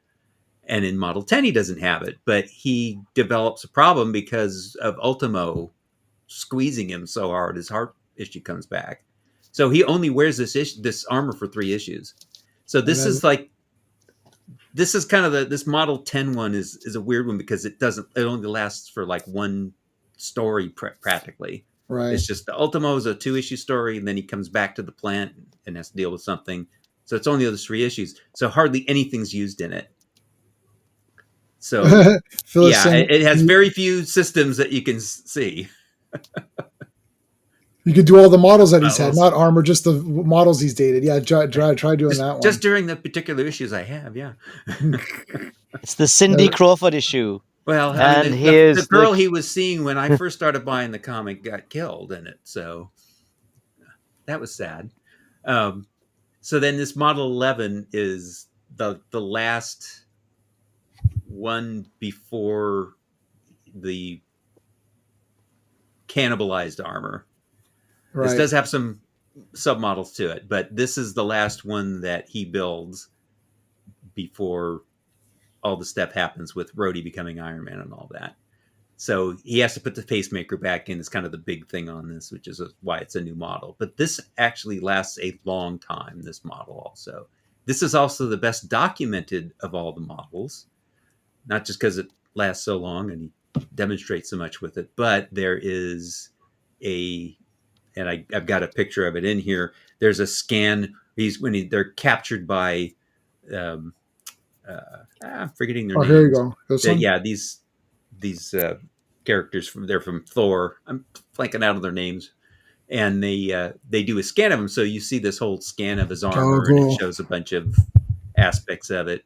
Some things which contradict what he says when he's building it. Like he says, "Oh, I had to get rid of the thermocouple," and I goes, "No, you don't." It says he has it here, and the picture where he's saying that shows it applying the thermocouple to it. So, that's just the writer being wrong. So I kind of had to ignore the writer on that part, but yeah, this this one lasted a long time, had all these systems in it, documented by this, and then of course through the issues. But again, it looks the same as the previous models. Yeah, so all these things are now just internal changes. Yeah. Like someone who's just casually looking at covers would say that, wow, the last like long time it's been the same. Yeah, Iron Man like now. over 100 issues, it's been the same. Yeah, it looks the same other than the nose. Yeah. Yeah. This is why this Iron Man is like in my head. Like this is Iron Man in my head, right? Yeah, I mean, throughout the 70s, basically, you had the same thing. And now, I have this issue. Yeah, and this is just the changes to the gloves and the boots have more of the striations or seams or whatever in those. That they just have more of them added to. That's all. I think this is better. Cosmetic. Yeah, so it's just a submodel because it's just cosmetic changes to those things. Yeah, I like this better. Like I like now. This is where it's becoming. There's an artist. What's the artist that comes? Well, on this is John Romita Jr. is actually doing the pencil art, but he's really kind of doing more like the layouts. Bob Layton really did the finished art on that's what I was thinking. Bob Layton is the name I was thinking. So this is really Bob Layton's art. Romita was kind of just doing, and this is Romita Jr. He was just doing like the basic layouts. Mm-hmm. I think Layton was doing a lot more of the finished art and then the inking, of course. He definitely did the inking, but I think he was doing a lot of the pencil art on all this. So I saw one of my buddies on this channel is Steve from Comics Asylum, and he wrote a couple of comics. And a link to his channels in the description of this video. And he talked to Bob Layton just recently. I actually invited him on today to see if he could come on because he had just talked to him at whatever Comic Con they were, and they were talking about Iron Man and specifically in saying like, putting the shine, kind of putting that shine effect on the armor, make it like. I was like, oh yeah, and you don't think of that, right? Like I didn't think of that, right? But did yeah, I mean that's why I mean I absolutely love the two runs that Michelini and Layton did because not only were the stories really good, but Layton's artwork on it because it was his inking. Mm-hmm. I really liked him with Mark Bright on the second run that they did. I actually preferred that to the Romita Jr. Layton run here. I think that his combining with Mark Bright's pencils was peak. That was the best, really good. So, but he did give it that look that made it look like it was shiny metal. To you, cool. He's definitive. Would you say? The Bob Layton's the definitive Iron Man artist. Yeah, George Tesco was my first Iron Man artist. I still love that, but Layton is really the definitive one for me. He really made Iron Man look like Iron Man. He looked like he was in metal armor, and also I think he was the one that was really driving the different armors that you saw, because there's all these specialty models which are coming up now. This is just that this Model B of this came about because of the whole Demon in a Bottle storyline, where Justin Hammer took over his armor using like a hypersonic beam to screw up with the armor and take control of it. So he had to create a new refractory coating for the armor. Right. So that's why this is a submodel, because that is a major kind of change to it. But this model gets destroyed by Obadiah Stane's Rook, which is like this story, and it just he melts the armor basically and totally destroys it. So after that story is when he wear the cannibalized armor, and I can't identify things on that. Plus, I hated that era. So, but then you have this is the first, and you can see behind me is that same cover, but in a metal. Oh yeah. I know what it is. It's kind of hard for it's back there, but it's the exact same cover. But this is the that specialty looks cool. armor. This was the first one that they did with Layton, where it's specifically for space flight. He could actually fly from the ground into space. Wow! With this one, and re-enter from space. That And is cool. of course, it has much more of an oxygen supply. It has some special weapons and utility things that are for space. That was a great storyline. I don't Then- I count see this what's as coming. a I model. see what's though. coming next. And I this was is the looking, stealth waiting for armor. that. The first The stealth armor. first stealth armor. This was, his another specialty armor, which this is what I loved about Leighton is he was driving these, I'm sure. And these I'm not counting these as models. These are Yes. special armors. They're special purpose armors. They're not his everyday armor suit. Those are the Right. ones that are models. These are specialty suits. So you've got space armor, stealth armor. There's a second one in this run of books that I cover of the stealth armor, which we'll see later. And there's another one coming up as well. Then after this Model 12 is the first one that Stark creates after his long bout of alcoholism. And he comes back, he works on this just as he states he's just doing as kind of a form of therapy. And he's also starting to work on the Model 13 armor, which you don't know about yet. But this was his it's the gray recovery suit armor is what I call it, because it looks similar to the original suit. It's very similar in appearance to it. A little bit different with the gloves and the boots look different, which is enough to distinguish the two. And it has some limited capabilities. It's not a real full suit of armor. It doesn't have any really bells and whistles. It's kind of just got the stripped down basics on it. And so this actually lasts a few issues. He wears it for a little bit before it gets destroyed. And then we get on to the one I just want to comment. This Silver Centurion armor. Yeah, before you say that, right? Because J-Man would know, because I got to ask. But because my impression with those specialty armors, because we're looking at the late 70s, early 80s now, is they still hadn't quite cottoned on to the idea of marketing these as toys, had they? Or am I wrong? Had they actually figured that out? No, they didn't have. They didn't really have toys for these until it was when they did the Iron Man cartoon in the early 90s. That's when they came out with toys like those. What a missed opportunity! I have some over here. Yeah, what I a think the missed Secret opportunity, Wars toy. That's what's the first? Is that Secret Wars? So I have the Secret Wars toy. So do you in the package. So do I. Yes. Yeah. Is that? I have the original Secret Wars one.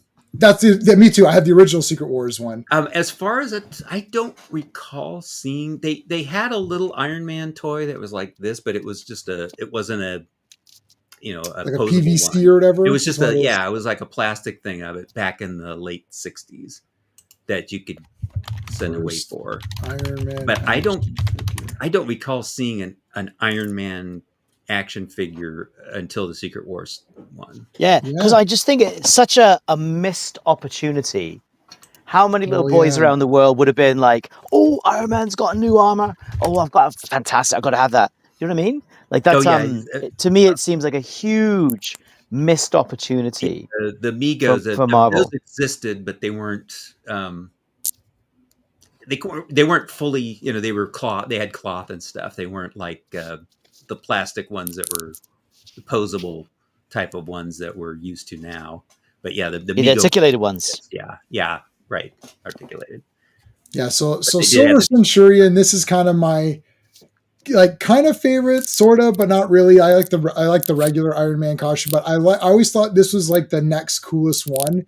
Just I don't know why. This was in the Marvel I know why. It's awesome. Yeah, well, it is. It looks great. It was.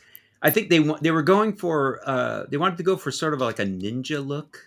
Mm-hmm. That like you have with those big shoulder epaulets that he has. Yeah. I mean, more like a mecha look, maybe. They were trying. Well, they wanted it to have like a Japanese sort of. Look yeah. Was the idea, and they kind of backed off a little bit, I think, from the original concept and trying to make it more like an armor, but it does have that kind of look to it. It's a real And- It's a warrior look. And it first time you really saw it was actually in West Coast Avengers #1. Yeah, that's I've That got. came Yeah. out before Iron Man 200 did. Now you did see part like he has, I think, like the gloves appear in Iron Man 196. He uses that to do something. I forget exactly. So you actually see those gloves first, but then the full suit you see, of course, in 200. And I knew he was going to come back as Iron Man in issue 200. So I was just waiting out that period, going, God, I hate these things. When are they going to get to 200? So I can go back to the arc. So who was editor in chief at that time? So what year are we talking here? Like, is this the Shooter era or after Shooter?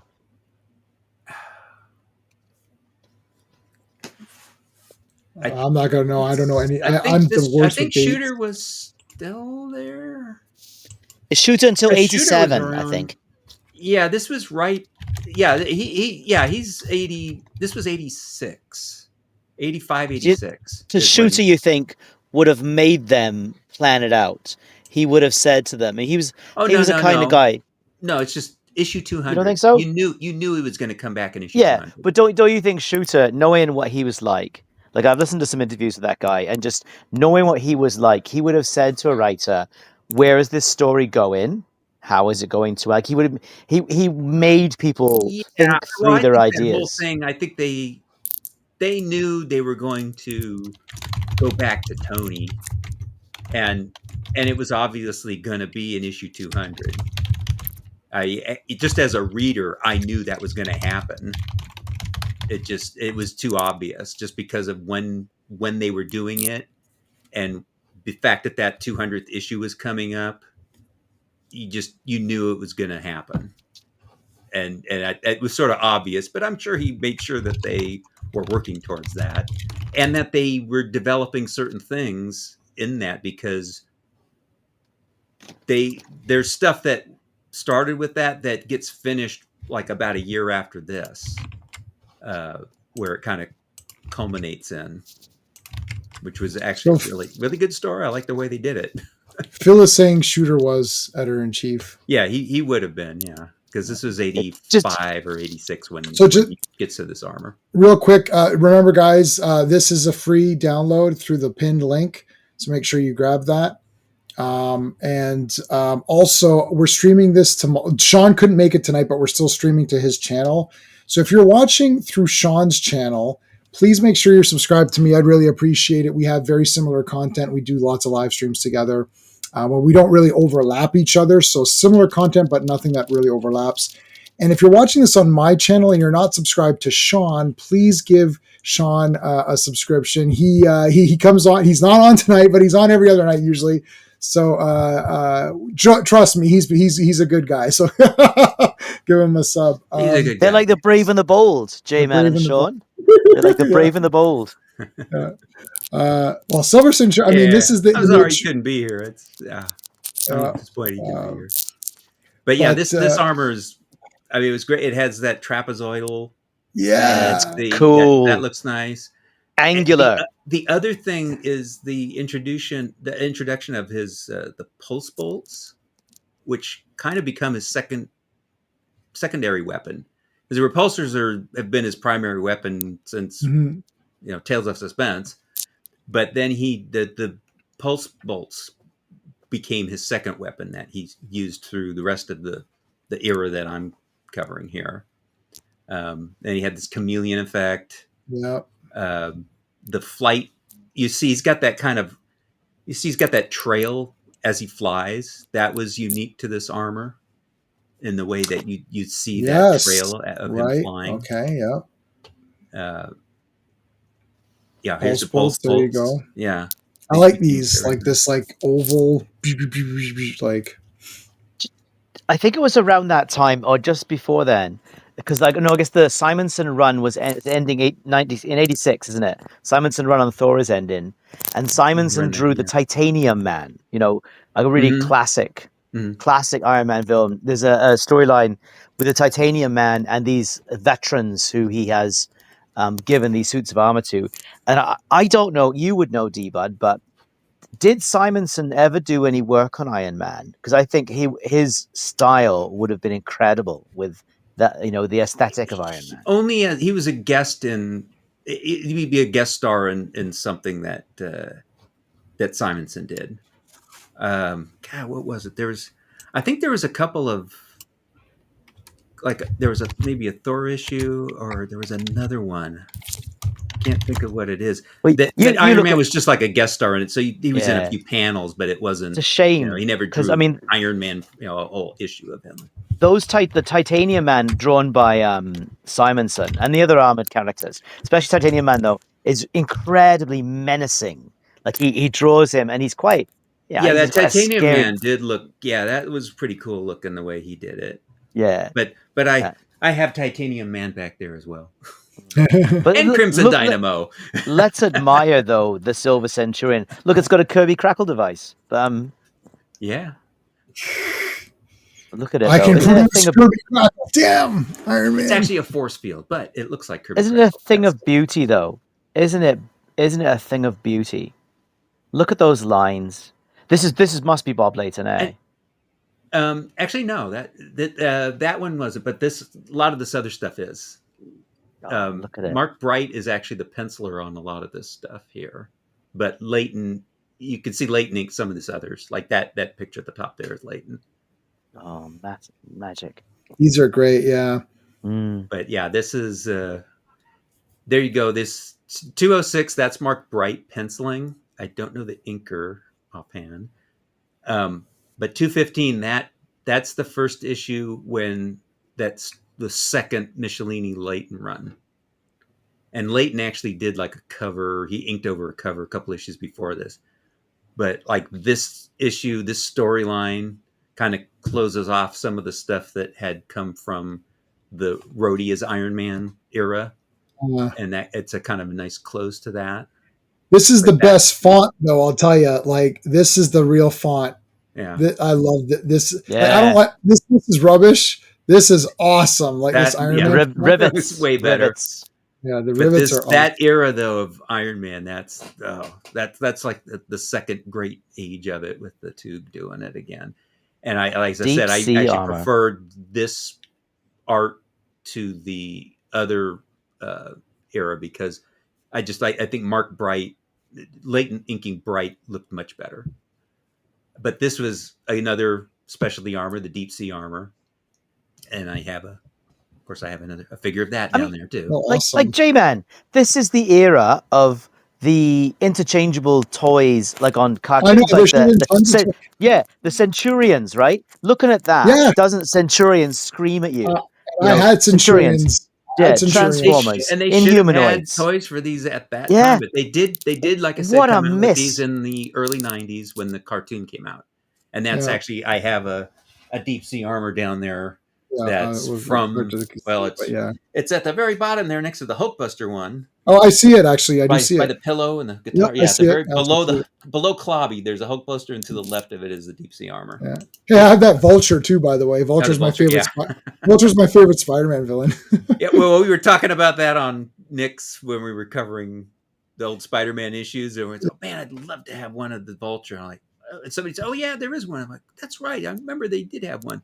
So did you like the MCU Vulture? Did you like Michael Keaton's? I like the actor.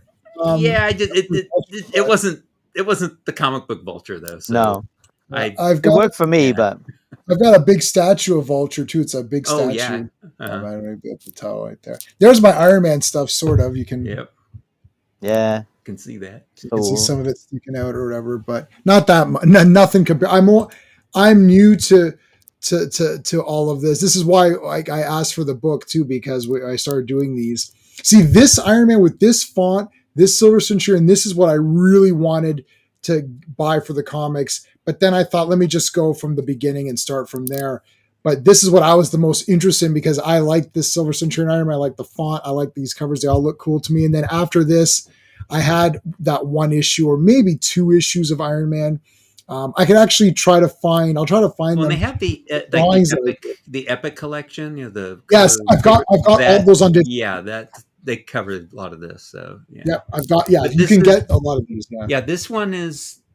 This is a sub. I called this a sub model 13A, and specifically, even though it's a change to the chest plate, I actually have the picture here. If you scroll down on this page, where it shows him actually modifying the existing chest plate, and I he says he see. kind of trims it down, and he has to get rid of the chameleon circuit, Right. and he decides to put in some other circuitry in it. But since he's explicitly shown doing that and not creating a new suit, I went, okay, well then this is a submodel.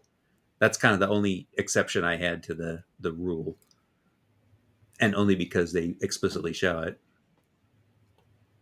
But They yeah, missed out a lot of the even though villains. this did not look like the classic Iron Man armor, I really like this armor. Oh yeah, me too. Loved it. There's U.S. Agent. Oh, finger lasers. Boom. That's cool. Is that Guardian there? Yeah. And look at oh god, that No, not to be beautiful confused blatant with art. Vindicator from Canada. Yeah. Yeah. Look at the. These are all neat, and I think I have some of these. Oh, this one here. Was it this one? This one. There's some of these that came with toys. Like some of the figures came with. Guardsman. Sorry, not Guardian. Guardsman. Yeah, Guardsman. Some of these came with comics. Good Some of the catch, classic. Yeah, good catch. That's my. I had the toy of Guardsman. I thought he was a cool toy, like Yeah, the I have smaller. I have a guardsman back there too. It's a cool design, isn't it? It's a great design. I It's feel sort like of they messed up insectoid, the but movies without getting a lot of. They could have done way more Iron Man movies, and all of the villains are super cool, and they didn't really use them. Well, and you'll see Odd. the guardsman. You haven't read that. I don't think you've read the original guardsman stories, because No. the guardsman was actually a friend of Iron Man's who knew who he was. Oh, Who originally wears the guardsman armor, but stuff happens. mhm. But you'll get to that much later. Yeah. Stealth armor model 2. So here you go. Yep, stealth armor. Hey, Dave C. Yeah, Was this it- is the this- second. This is a stealth armor, but this is a second model. This is a different. It's different than the other one, because the other one had no offensive weaponry whatsoever. Mhm. I mean, he had stripped down to simply be stealth as much as possible. But this, he did have some limited repulsors and such on it, and it's actually worn by. Oh God, what's his name? Clay something, who was his Force, the villain Force, who reforms and works for Stark. Oh, And that's him wearing this armor in later issues. And then after the Silver Centurion armor ended with the Armor Wars right. storyline, Yeah. and he pretends to that the guy wearing Iron Man armor was killed, and then this is a brand new Iron Man. Now, And this was this Yeah. retro. They called it the retro classic at the time. so and this is would a be my nice top game. 3. So now we're at my. There's the regular Iron Man costume that I already said. That's sort of what Iron Man is, and then Silver Centurion. This one. Those are my 3. This one. I drew many pictures of this because this is what he's going to be wearing around I think around the time where I knew about Iron Man, and I had that one issue or one or two, and I had a shirt of this. So I actually had a T-shirt of this costume. I don't know. I thought it was really neat. I don't know. It seems like sleeker for some reason, and I like kind of Byrne draws this beautifully in West Coast Avengers during his yeah. run. Again, West That's Coast the Avengers armor. is the costume Yeah, he did do a Yeah. good job on that. Yeah. Yeah, He's right in it liked- too, I really right? liked the look of this armor. Unfortunately, it was only the first issue, which is what that picture's from, that Mark Bright was still the penciler. They changed pencilers the next issue, and I mean that guy's good too, is Jackson Guys, but it didn't. The combination of him and Leighton didn't look as good to me. Mhm. But I mean that's a personal taste, but it still looked good, just not quite as it wasn't quite as crisp to me. But it had a lot of modular systems and such. You could have wrist attachments for things like you Yeah. see him kind of doing things on here where he's spraying different things. He had a deep space one that he could attach to it to go up into space, of course. Who's the new Iron Man? I don't I know. wonder who, yeah. And then we get to the last one that this book covers, which is model 15.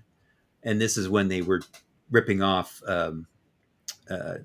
Fatal Attraction or whatever, where the crazy girlfriend shoots Tony Stark and he becomes paralyzed. And so he has to build it's the same looking armor, but he's made it so that he can move his legs and such in it. So it's, he's able to function normally within the armor because it does a mental commands as far as movement. So he's able to move. But other than that, it looks exactly the same as that previous armor.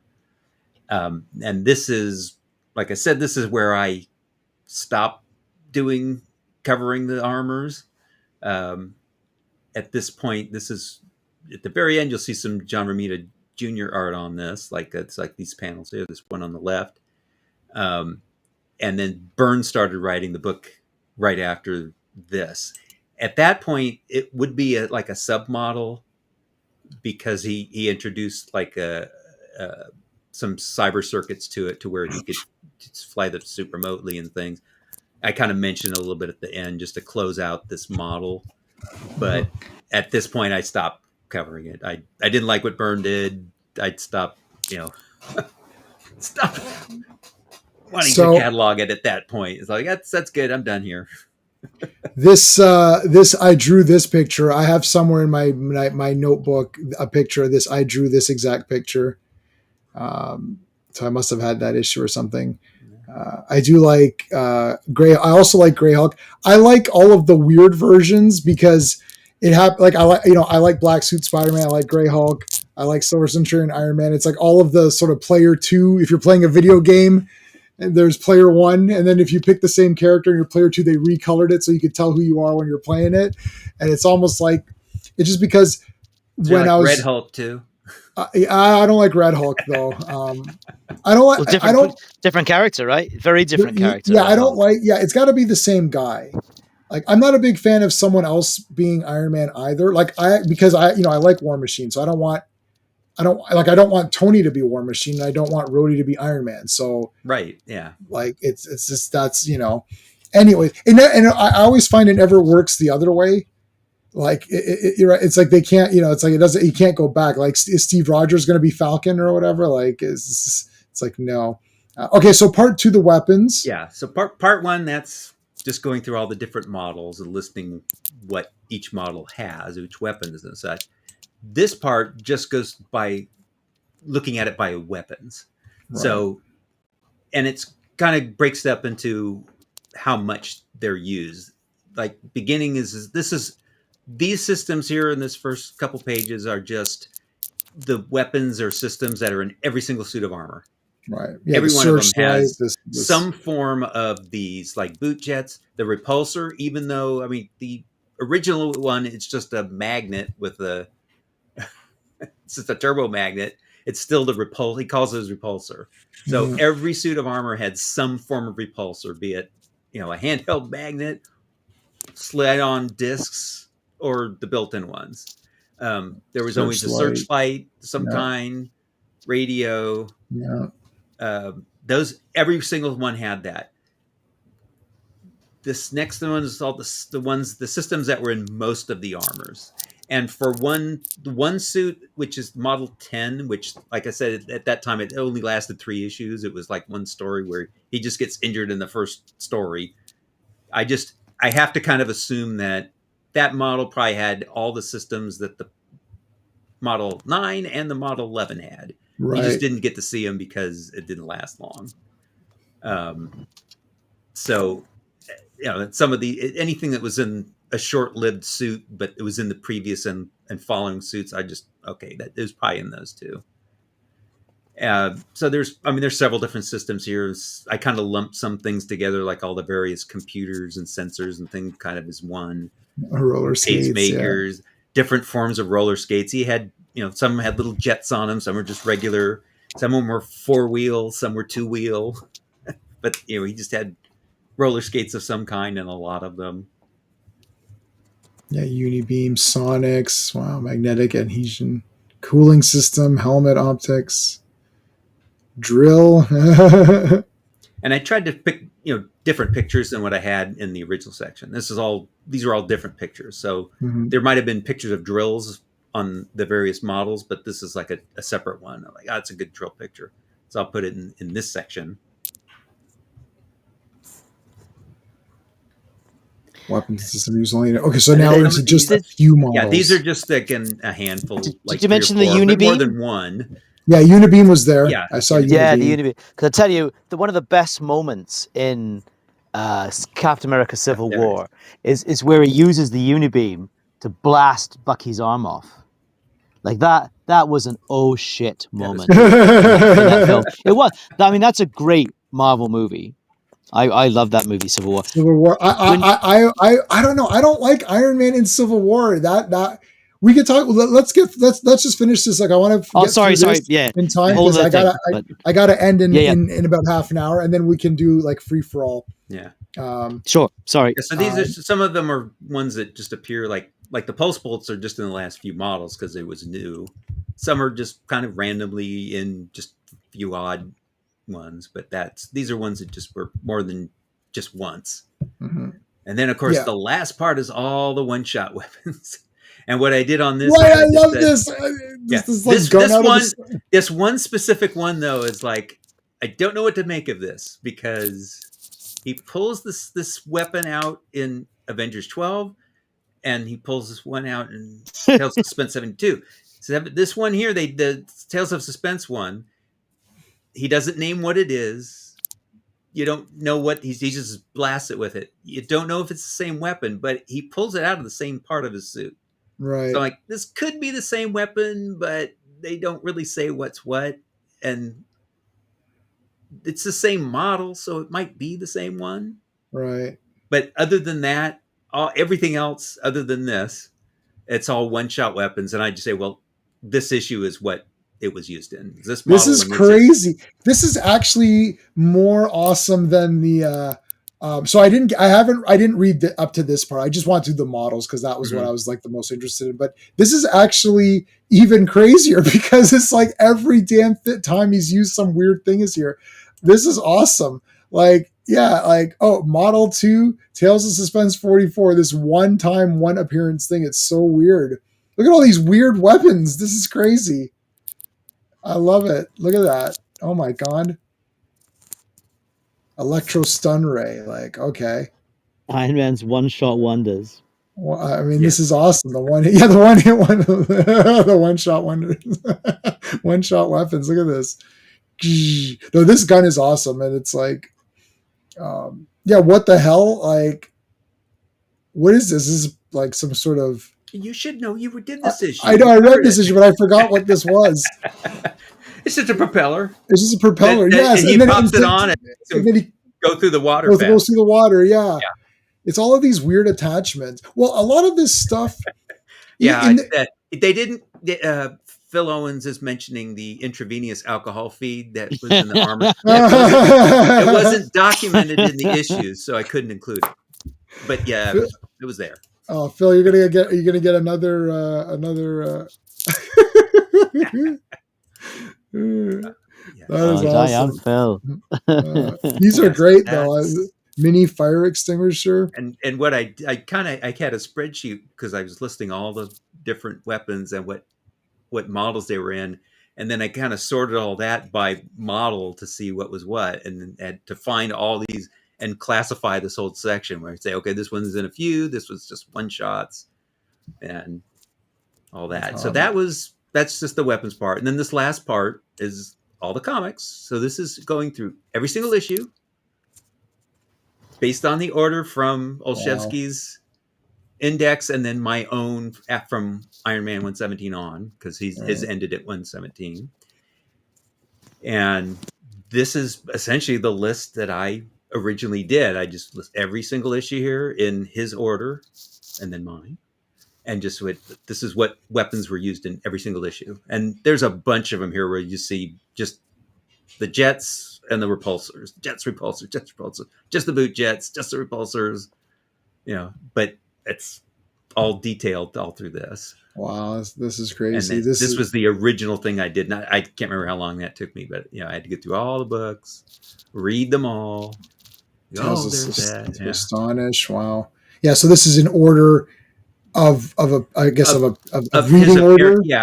Of how it's how he worked this. Olszewski's worked out how he was, because he's also appearing in like Avengers, right? And if he was in guest starring in certain books, Spider-Man annual. Yeah. Now it didn't include. This doesn't include absolutely every single Iron Man appearance. Mm-hmm. There are some where he was just like cameos. And yeah, sure. Oh, look, it's the Avengers, and he's standing there. He's standing there, or he might just be flying in the background. Well, not really doing anything, and it's certainly nothing new. He's not using any new weapons. He's just using those cameos or guest appearances. He'd just be flying or using his repulsors, like he does in most of his issues, as you'll see here. Now look at this! There's even some where he uses no weaponry. So that was a big one. This one, because that's a lot of appearances of this. And then Mark, so this is 8, right? So what are we? So 8's in a lot too, right? Yeah, look at that. And then 8A. Oh, we got to take a pill break here. I'm on several meds after my various ailments that I have. It's like 8. Yeah. I do 8 a day. Oh, good grief! That's just, my mother takes almost that many, and she's 92. No. We want you to be staying alive there, dude. Yeah. 2 more. I got 2 left for the day, and they'll be in half an hour. So, okay. So model. Yeah. Okay. So I want to get to, let's see, where's some of the, so all of these still look pretty much the same. So this is real. I mean, this is Godzilla. That's awesome. Yeah. Yeah. He's in Godzilla. Yeah. If he guest stars in the book, he's in there. But if it's just a cameo, he might not. Phil, really. So Phil, did you grab it on the free? Make sure you grab a free PDF. It's out there for everybody to take. So yes, take it. Please. Yeah. I want people to have it, enjoy it. Share it. It's better. It's better than, it's better. Well, it's definitely better than anything Marvel would produce, because theirs would be like, probably have errors in it, but also it would be like slightly overproduced, where it's like the whole thing is just busy and you can't tell what's going on. I just want to know like how it's organized, just like what RR was saying, like the organization of it. It's like, okay, here's the armors. I mentioned they did a comic called the Iron Manual in I think it was the early 90s. And they had all this fancy technical stuff in it, which wasn't ever in the comics. I'm looking at it now. And mark-wise, they would go, oh, this is Mark II, Mark III. It's like, well, no, it's not. There's all sorts of ones where he's explicitly doing a new model. They just all look the same.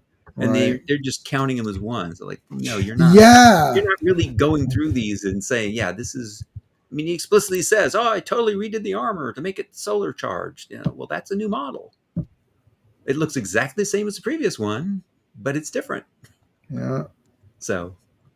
Yeah. So see, this is actually a good checklist for people if you wanted to do, because like I can't collect all the Incredible Hulk books, so I'm just collecting all the Gray Hulk ones. So I'm almost done collecting that because there wasn't that many. I need like another like 5 or something, and then I've got them all. But if you said I just want to get Silver Centurion, you go to this book. Okay, which one was that? That was 13. And then boom, and then you can just be like, okay, here's the issues that I need, right?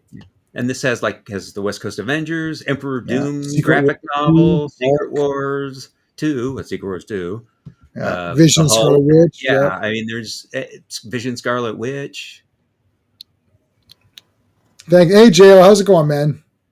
That's okay. You don't need to say anything. That is a real work, a real passion project of yours, mate. That's really fantastic. Good on you for doing that. Yeah, this is bloody awesome. My favorite character in the comics. I kept my collection. It's something I wanted to do, especially, after I said there was a letter in Iron Man 281 which was the first appearance of the War Machine armor. And they said, oh, well, geez, anybody out there has a list of all this crazy stuff that Iron Man's had? And I'm like, I can do that. That's and I awesome. did. But it was, took a few years before I had the capability of making a book like this that had all the illustrations Right. and that I could do in a PDF format, and by getting it through J-Man, you're also getting the nice one which is bookmarked. Um, I like when I sent it out to like Klobby, I had to chop it up into multiple emails because of the size of it. Right. And Yes. I sent it to Mexican Iron Man and Klobby, and it had to send it in 4 separate emails because of just of the size of it. I couldn't have attachment that big. Right. But getting it through this, you can get it in the one shot, and it's it's bookmarked for the various models and sections. That's Stingray. Yeah, this is like awesome because it's like it's super organized and it gets right to the point of what it is, and the way you explained the way that you're calling it a model versus it's like, yeah, if the chest is the main thing, if he's altering that's something new. That's cool. I don't think Marvel would be thinking of it in that way. I was looking up that Iron Manual that you were talking about. I can't really see any scans of it. I'll see if I can find it just as a comparison. But what they wouldn't do. Marvel would not hire fans to write it. Well, yeah, right. They wouldn't. It wouldn't be written by someone fans who doesn't read any of the books. Just write one. Right. Read any of the books. or someone who read them but didn't have any passion or care for the character, who didn't think, what would Iron Man fans like to know? Someone who had none of that. They're like, oh, I need to write this book. I like writing books like this particular method. I'm going to apply that to Iron Man, whether it fits or not. That's sort of thought they would put into it. What I think what happens is that even if the people are reading Iron Man, I mentioned this. So I don't know if you may have already. I think you saw it already. I posted the Galactus trilogy, the first Galactus. Yeah, I saw that on Twitter. And it's like. And I just go through it, right? And the whole point is like the people who are doing either movies or whatever, they're not really reading it and they're not really understanding it, because a lot of times you hear like, oh, I'm a fan of the character, I'm a fan of this. It's like, are you though? Because you're missing some fundamental things that made this story what it was, and they're missing that stuff. So Iron Man, I don't know anything about Iron Man.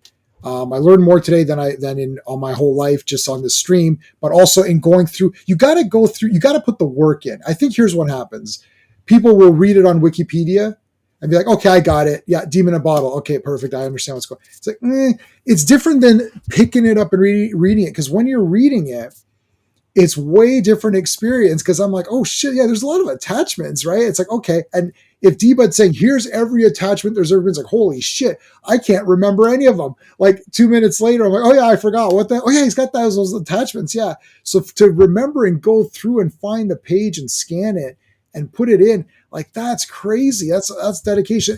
Having done this, I remember passion. A lot of those attachments. Not all of them. I have to refer to this, but right. But it's a lot of ones like, oh yeah, he had that crazy one in that issue. Especially that Model 5. That Model 5 has a ton. All those wrist attachments he has on it. That's the one. Incredibles or Megamind. Just think about it. Iron Man is so difficult though, because of the nature of that character. It makes sense that he's always changing it around and making it better. And actually, but it's funny because like I see you also like Ultraman, which was, I have a funny story to tell you. Yes. Where top shelf there, all yeah, is all Ultraman. I'll remove this for a second and just go back to this view for a second. Now, which Ultraman do you mean, J-Man? Are we talking Japanese Ultraman or no? Japanese Ultraman. So he's watched. So me and D-Bud. Well, there's a similarity and there's a difference. The similarity is we own all the Blu-ray and DVD sets that have come out. The difference is he's watched them all. I'm only into Ultra. I finished Ultra 7, so whatever. I'm that early on, but I kept buying them because they go out of print and then they're gone, right? Yeah. But no, what I was going to say is that I was this guy when Iron Man, the first movie had come out. This guy was talking to me, and he's like, "Oh, I used to love the Iron Man live action show, and I watched it all the time." I said there was no a lot. And he's like, no, I used to watch it as a kid. I said, okay. I said, his name was Trevor. I said, Trevor, I was just going to stop you for a minute. I said, I don't really know much about Iron Man. He's one of my coolest looking characters. I have many shirts, pictures, posts. I have 4 million desktop wallpapers of Iron Man, but I'm a bit of a poser because I haven't read anything. I said, however, I do own whatever cartoons have come out, and I've got figures. I was like, I don't think there was an Iron Man live action show. I'm pretty sure there wasn't, or else I would own it in some format or have it downloaded or something. I said, there's cartoons. He's like, no, we watched it. I said, hold on a second. Explain to me what happens. He's talking about, I was like, are you talking about Ultraman? He's like, and then I had a keychain of Ultraman. So I pulled my keys. I was like, is this the thing? Does he look like this? Yeah. Is this the guy? He's like, oh shit, that is the guy. I was like, that's Ultraman, Trev. I said, for future reference, even if I don't know something, even if I don't know everything about a character, just assume I know more than you. Trust me. Just trust me. But then he's like, I loved Ultraman and he loves Iron Man. I was like, hey, what is it about? Is it just like somebody else that does that? Yeah. Like what? So D, but what is it about Iron Man? Like, is just like his look, or like that he's a tech guy, or like what is it about the character? I like the fact that, he's somewhat possible, right? As a hero, he's not super powered. It's his suit of armor, and technologically, it's possible to do some of that. I mean, we can't really do the armor that he has, right? Yet, but there, it's something that's possible to a degree. He's not a completely fictional character. There's something that makes him possible. He's science fiction. He's not fantasy. Yeah, I mean, if you get bitten by a spider, you're probably either going to get really sick or die. Right. You're not going to be able to walk up the side of a wall. But Iron Man is a possibility. That's something I've liked about it. But I just like the character, the people who worked on it over the years. I mean, there's a fan of the old Tuska stuff. Of course, Layton's era. I absolutely love that. There's other characters I really love, like the old Kirk Fantastic Four stuff. Yeah, I know you like Fantastic Four. And Romita Spider-Man, Spider-Man was probably the one I was first really collecting his back issues. Had hardcore, but at the time I sold my collection, I mean, Iron Man was my favorite, and that was the one I held on to.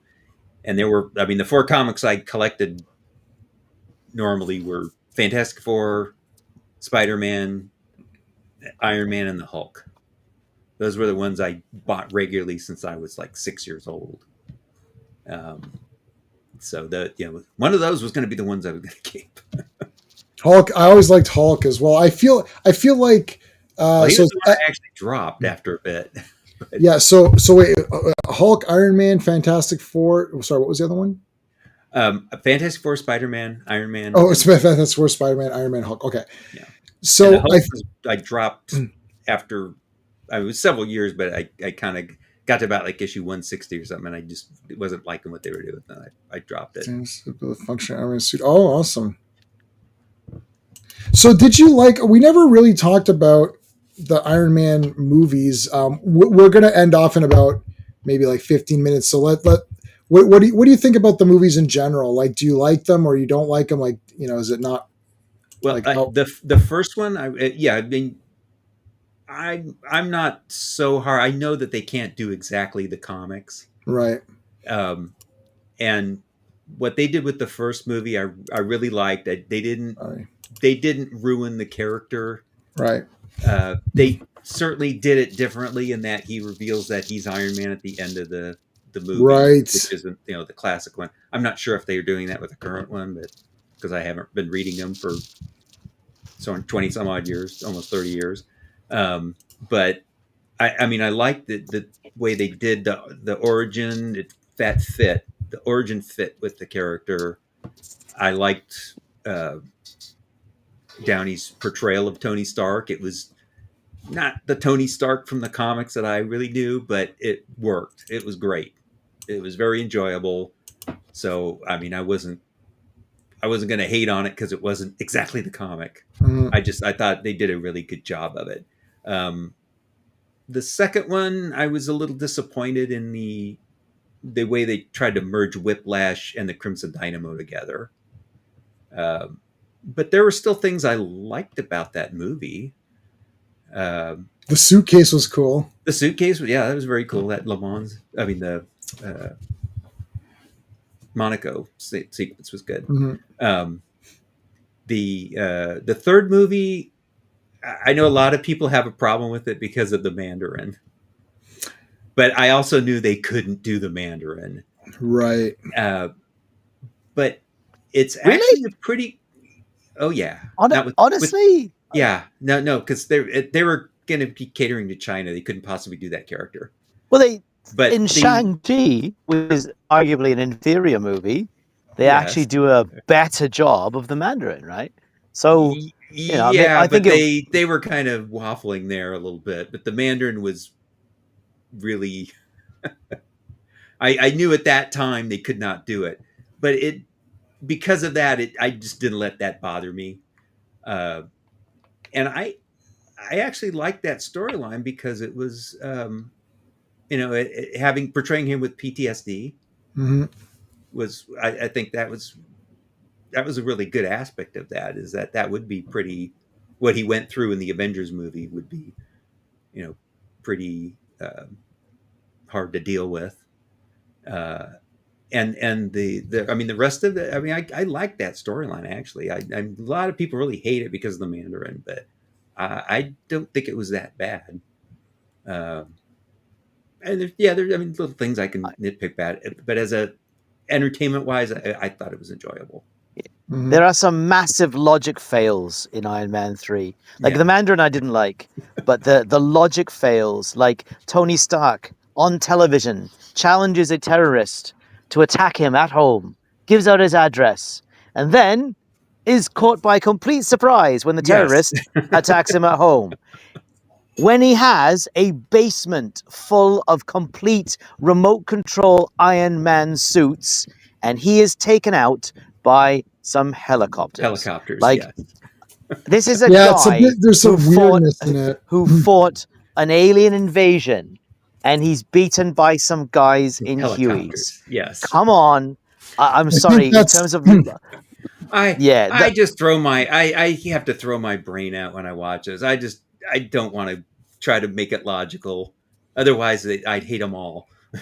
Yeah, I don't mind Iron Man 3 as much as when I've only seen it twice. I own it, but I've only seen it twice. Once in the theater, I hated it, and then I watched it again recently and I just posted a video not too long, or it either I posted it or it's coming soon. And I did a stream on it. I didn't think it was that bad watching it the next time around, knowing that, okay, it's not going to be the Mandarin. So just get that out of your head. Like what you're saying, D-Bud, like don't even think about that because it's not happening. So other than that, do I still think there's some cool parts? There is some cool parts. I don't like the getting rid of the suits and like fixing the shrapnel. I'm like, that was pretty convenient. And it's like, yeah, I'm good now. It's like, you're good? And wait, what the hell 5 seconds later, he's Iron Man again. And then he's Iron Man again in the next unbelievable. thing. Yeah. What is it? It's 2013, right? 2013. Oh, I'm getting rid of all my suits. I don't need those suits anymore. I'm putting Iron Man past me until Age of Ultron, which is like just over a year later. I mean, come on. Like, it was weird. That was weird. That montage at the end where it fixes everything. Oh. Yeah, I don't like that at all. If that montage wasn't there, that would be a lot better. Just end it like they kill Extremis or whatever the guy, and then that's the end of it, and then just end it there. And be like, okay, who killed the Extremis soldier? Who was that who saved the day in that film? Gwyneth Paltrow. I can't get past that stuff. There's so many logic fails. She defeated him with one of her personally scented candles. Yeah, that was You know what I mean? I can't get past that stuff. It's just that film is a giant middle finger to Iron Man, the character, and Iron Man fans. And it's Shane Black trying to be cleverer than he is. You know? Like, I don't know. Yeah, so that's my take. I can't stand that movie, Iron Man 3. You know, it's character assassination on so many levels that just it's an insult. Yeah. Especially when the first movie is so good. I'm also one of the people that loves Batman and Robin. I also love that. I loved it when I saw it. but Me hang too. on, My hang on. buddy who was with me, Hold on. he was like, he kind of was like, I could tell he wasn't happy with it. I'm like, oh, man, I thought it was great. Yeah, but Batman Robin it makes no bones about what it is. It's a ridiculous, campy film. It's not meant to be a continuation of the Burton films, really. No, it's just a ridiculous. It's an homage to the TV series, which is my Batman, because I was 4 years old when that came out, and that's the first superhero I was watching was that. I didn't like it, but it's not Iron Man 3. But I walked out of Batman Robin loving it anyways, and my two buddies, one on each side. What? You like that? Oh, it's terrible. And then my friend was like, oh, Batman's got the nipples. And I said, he had the nipples in Batman Forever. You didn't mind it then. And he's like, no, he didn't. And I I was like, yes, he did. I've seen Batman Forever 4,000 times. He has the nipples. I'll show it to you. So we actually went back to my buddy's house and put the VHS tape in. And I paused. I fast forward. He gets the new suit. And I was like, look, pause. Look, there's the nipples. He's like, well, it wasn't as obvious. I'm like, what are you talking about? It's like, anyways, but I liked it. But I'm okay with Iron Man 3 for the most part, but except for those points. So I don't know what I gave it, like a 6 or 7 out of 10 or something, which I'll stick by whatever I gave it. Maybe a 6 or 7. I can't remember. It was, I don't hate it. Civil War, because you talked about Civil War. I did not like Iron Man in that movie. Because I liked Iron Man because I never read the comics of Iron Man. So when I'm watching these Iron Man movies, I'd read 0 comics. After the first movie came out, I got the Comixology, whatever. It was Comixology at the time. Now it's Kindle. I got they had sales on. So I grabbed those and read them. I thought these are really cool. And then I had the cartoons and stuff already. So I had some stuff. I was really pumped. I bought all the toys, all that. I saw Iron Man 2 and I didn't hate Iron Man 2. I kind of bought the toys for that. Iron Man 3 pissed me off. But I'm over it now. But I like Iron Man in all of his appearances in the other movies. And I really liked all of his appearances, but I did not like his Civil War stuff. Because why would he join the government? Like Tony Stark in the movies was not really with the government. So why would he join? That was weird. And I don't like he's going against Captain America. And Captain America for me is the best character in all these MCU movies. He is the MCU for me. But that was the point of the Civil War. Yeah, comic, I think was that they were kind of butting heads, and they butt heads in the Armor Wars that are this book covers. I mean, they got into it over Armor Wars. Hey, Mama.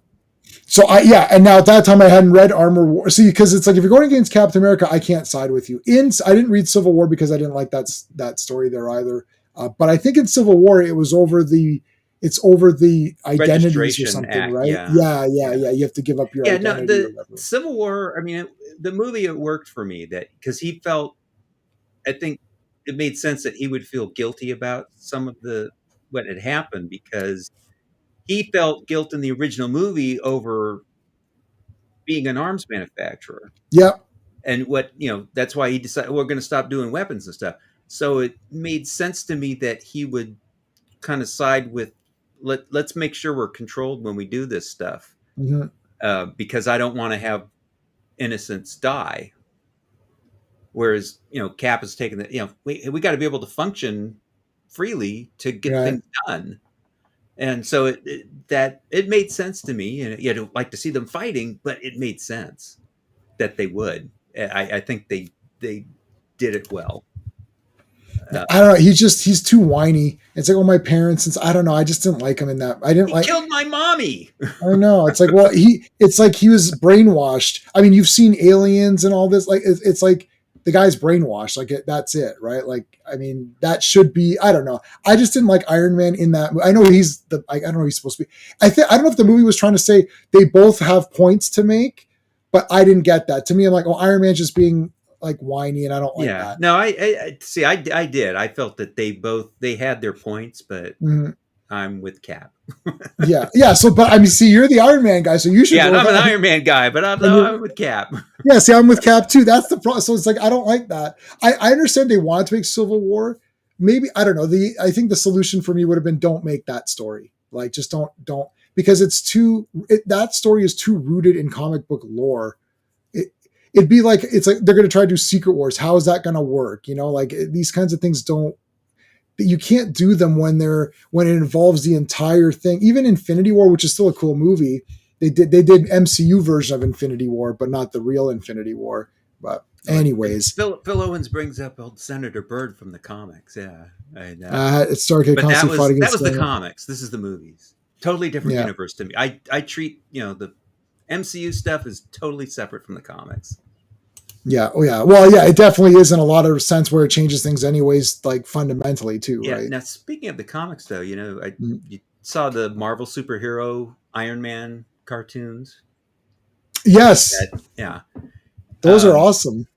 Yeah. They change a little bit of it, and they kind of merge some stories together. Yeah. But I mean, those are great. Those were among the first ones I saw. Because those came out when I was like 4, and they're using the art from the original comics. They're limited animation, but I don't care. I love all of those ones because they're using the real art and mostly the real storylines. The funny thing about those is, did you watch all of them? No, I haven't watched them yet. No, but I've seen some of them from before. Like I've seen these cartoons before. Yeah. There's one with the Mole Man. And they actually produced that cartoon before the comic of it came out. Oh, really? Because there was only so many stories they were going to do, and they kind of said, "Well, we're working on this one," so they had to create the cartoon with only like the basic plot line, right, for the comic. So it wasn't. I'm like, "Oh, really?" Because it's kind of close to the comic, but I'm like, oh wow, it's just, it's not. They don't use art from the comic. When I looked at it, I'm like, oh yeah. So, and it was because they actually they hadn't put the comic out yet. They just let them know about that. Cool theme song too. Yeah. The other odd one is the Submariner cartoons in that. Oh, I've seen all those. I've seen all those. Yep. There's only like one story in that's from the comics, because they did those before he only just started his series. So like almost all the stories of Submariner are original stories by the animators there. It's not, and I'm like, how did they do it? Because the art looks great. It looks a lot like the comics. Yeah, well, same with Spider-Man 67. Yeah, these are all lifted from the actual comic panels. We should do these and go through all these. There's not that many. They're on YouTube. There's some you can find them on YouTube. These ancient cartoons. Well, I can share them. They're on Internet Archive as well, but like I can share them. Like I can share the screen the way we're doing it here. You know what I mean? Like I don't have to. Yeah, Classic Comics is right. You're right on that. Classic Comics. Yeah. Yeah, Classic Comics has I was on Tony's side in Age of Ultron. Caps gives Tony his lecture about how they have to be honest with each other. Avengers isn't going to work, and Tony finds out Steve is hiding. Oh, stop it, Classic Comics! Nobody's that's on. The point. That's the point. Is that I was on Team Cap in that film, but as D-Bud said, you can understand both of their points of view. You could side with either one of them and feel justified. That's the genius of that movie. I reckon it's RDJ's best performance as Tony Stark. They scrap the snarky humor and the all that stuff, and they scrap the over the top PTSD from Iron Man 3, and they portray him as someone who's now deeply conflicted, feeling guilt, and really he puts in a great performance. Kind of phoned it in for Iron Man 3, but Civil War he's really on point. RDJ. He really shows it's. Sorry, that whole movie to me, he's feeling really guilty about Ultron, people dying. My so and so got killed in that, and the Ultron stuff, and he's like, yeah, I don't want to, I don't want to do that. That's why I stopped making weapons.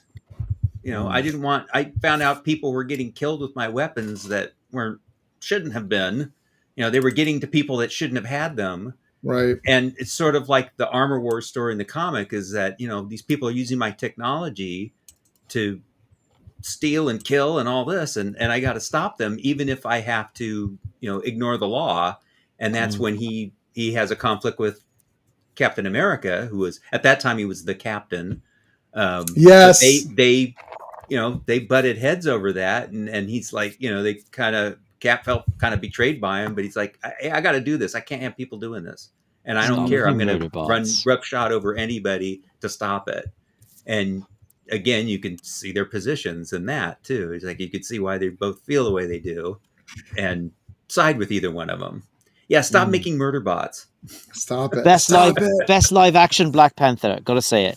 Best live action Yeah. Black Panthers in Civil War. Yeah. He's not a side character in his own film. Right. All right, guys, that's it. I gotta go. Well, any final words, D-Bud? Thanks for coming on. Thanks for sharing this with everybody. So, guys, make sure you grab. Thank you for sharing it for everybody. Yeah, Well, all I did was make a link. You're my distributor. That's all. Diamond distributor. I'm happy to have people have it. I don't have an easy way of distributing it, but since you're doing that, that's fantastic. I'd love to have people see it. Klobby wanted to kind of do this, but if you're going to do it with you, that's it's great. I'm sure he'd be very happy about that. Yeah, that's it would have been great to have all of us on together for this, to go through this. But it is what it is. As at least we can share it with everybody. And I'm going to keep the link that's pinned. The link that's pinned. I'm going to put that in the description of this video. Yeah, and I'll also put it as a post.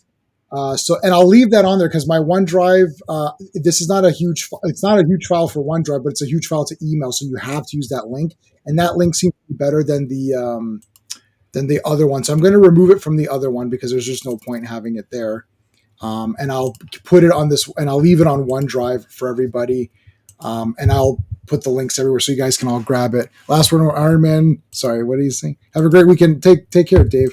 Russ guys, make sure you subscribe to Dave C as well. He's a great guy. Last words. Going to Iron Man. Russ never sleeps. Okay. Did you have fun hanging out?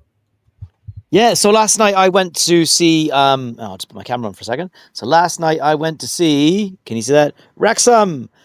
Check some yourself before you Wrexham yourself. So I went to see Wrexham play. It's Ryan Reynolds' team. Yeah. They come down here to Wellington, and we on my Facebook page there's tons of I was interviewed by a couple of news outlets because I was with a friend in a big dragon onesie. Wrexham didn't win, but we still had a really good time and enjoyed the game, and made a sort of a celebration. So it's a good time. What are they in? Are they in League One or Wrexham? I don't know. They're moving up the pyramid. I know that. 3 promotions in 3 years. Yeah. I'm not a football fan. Rugby is my preferred sport, but it's Welsh sport, so I support it. So I think they're one level below the Premier League. Although anyone who knows football, like if FKHC 2500 was here, he would tell us right away. Yeah. So Wrexham have moved up a lot, but it's promoting the game, promoting Welsh sport. Also, it's great promotion for the Wellington Phoenix, who are sort of because I live near Wellington, which is the capital of New Zealand, and it's great promotion for them. A bit of international recognition. I think the pub, there's a Welsh pub down in Wellington, and I think they're going to appear on the Welcome to Wrexham Disney Plus series very briefly. So it's nice. Okay. It was a good time. Awesome. All right. That's it, guys. Thanks for joining us. I'm going to put those links up in a couple of minutes, so look out for that. That's it. Thanks, D-Bud, for the book and for being on here. We will see everybody. Tomorrow is Circle of Iron. Freaking awesome movie. So Circle of Iron tomorrow, 7 p.m. Eastern Time. Monday's Avengers. That's it. Thanks, guys. We're heading out. Thanks, everyone. Thanks, chat. Hwyl fawr. Thanks, D-Bud. Until next time. Hey friends, you've just been listening to J-Man, and he is the smartest person who ever lived. So make sure you like and subscribe.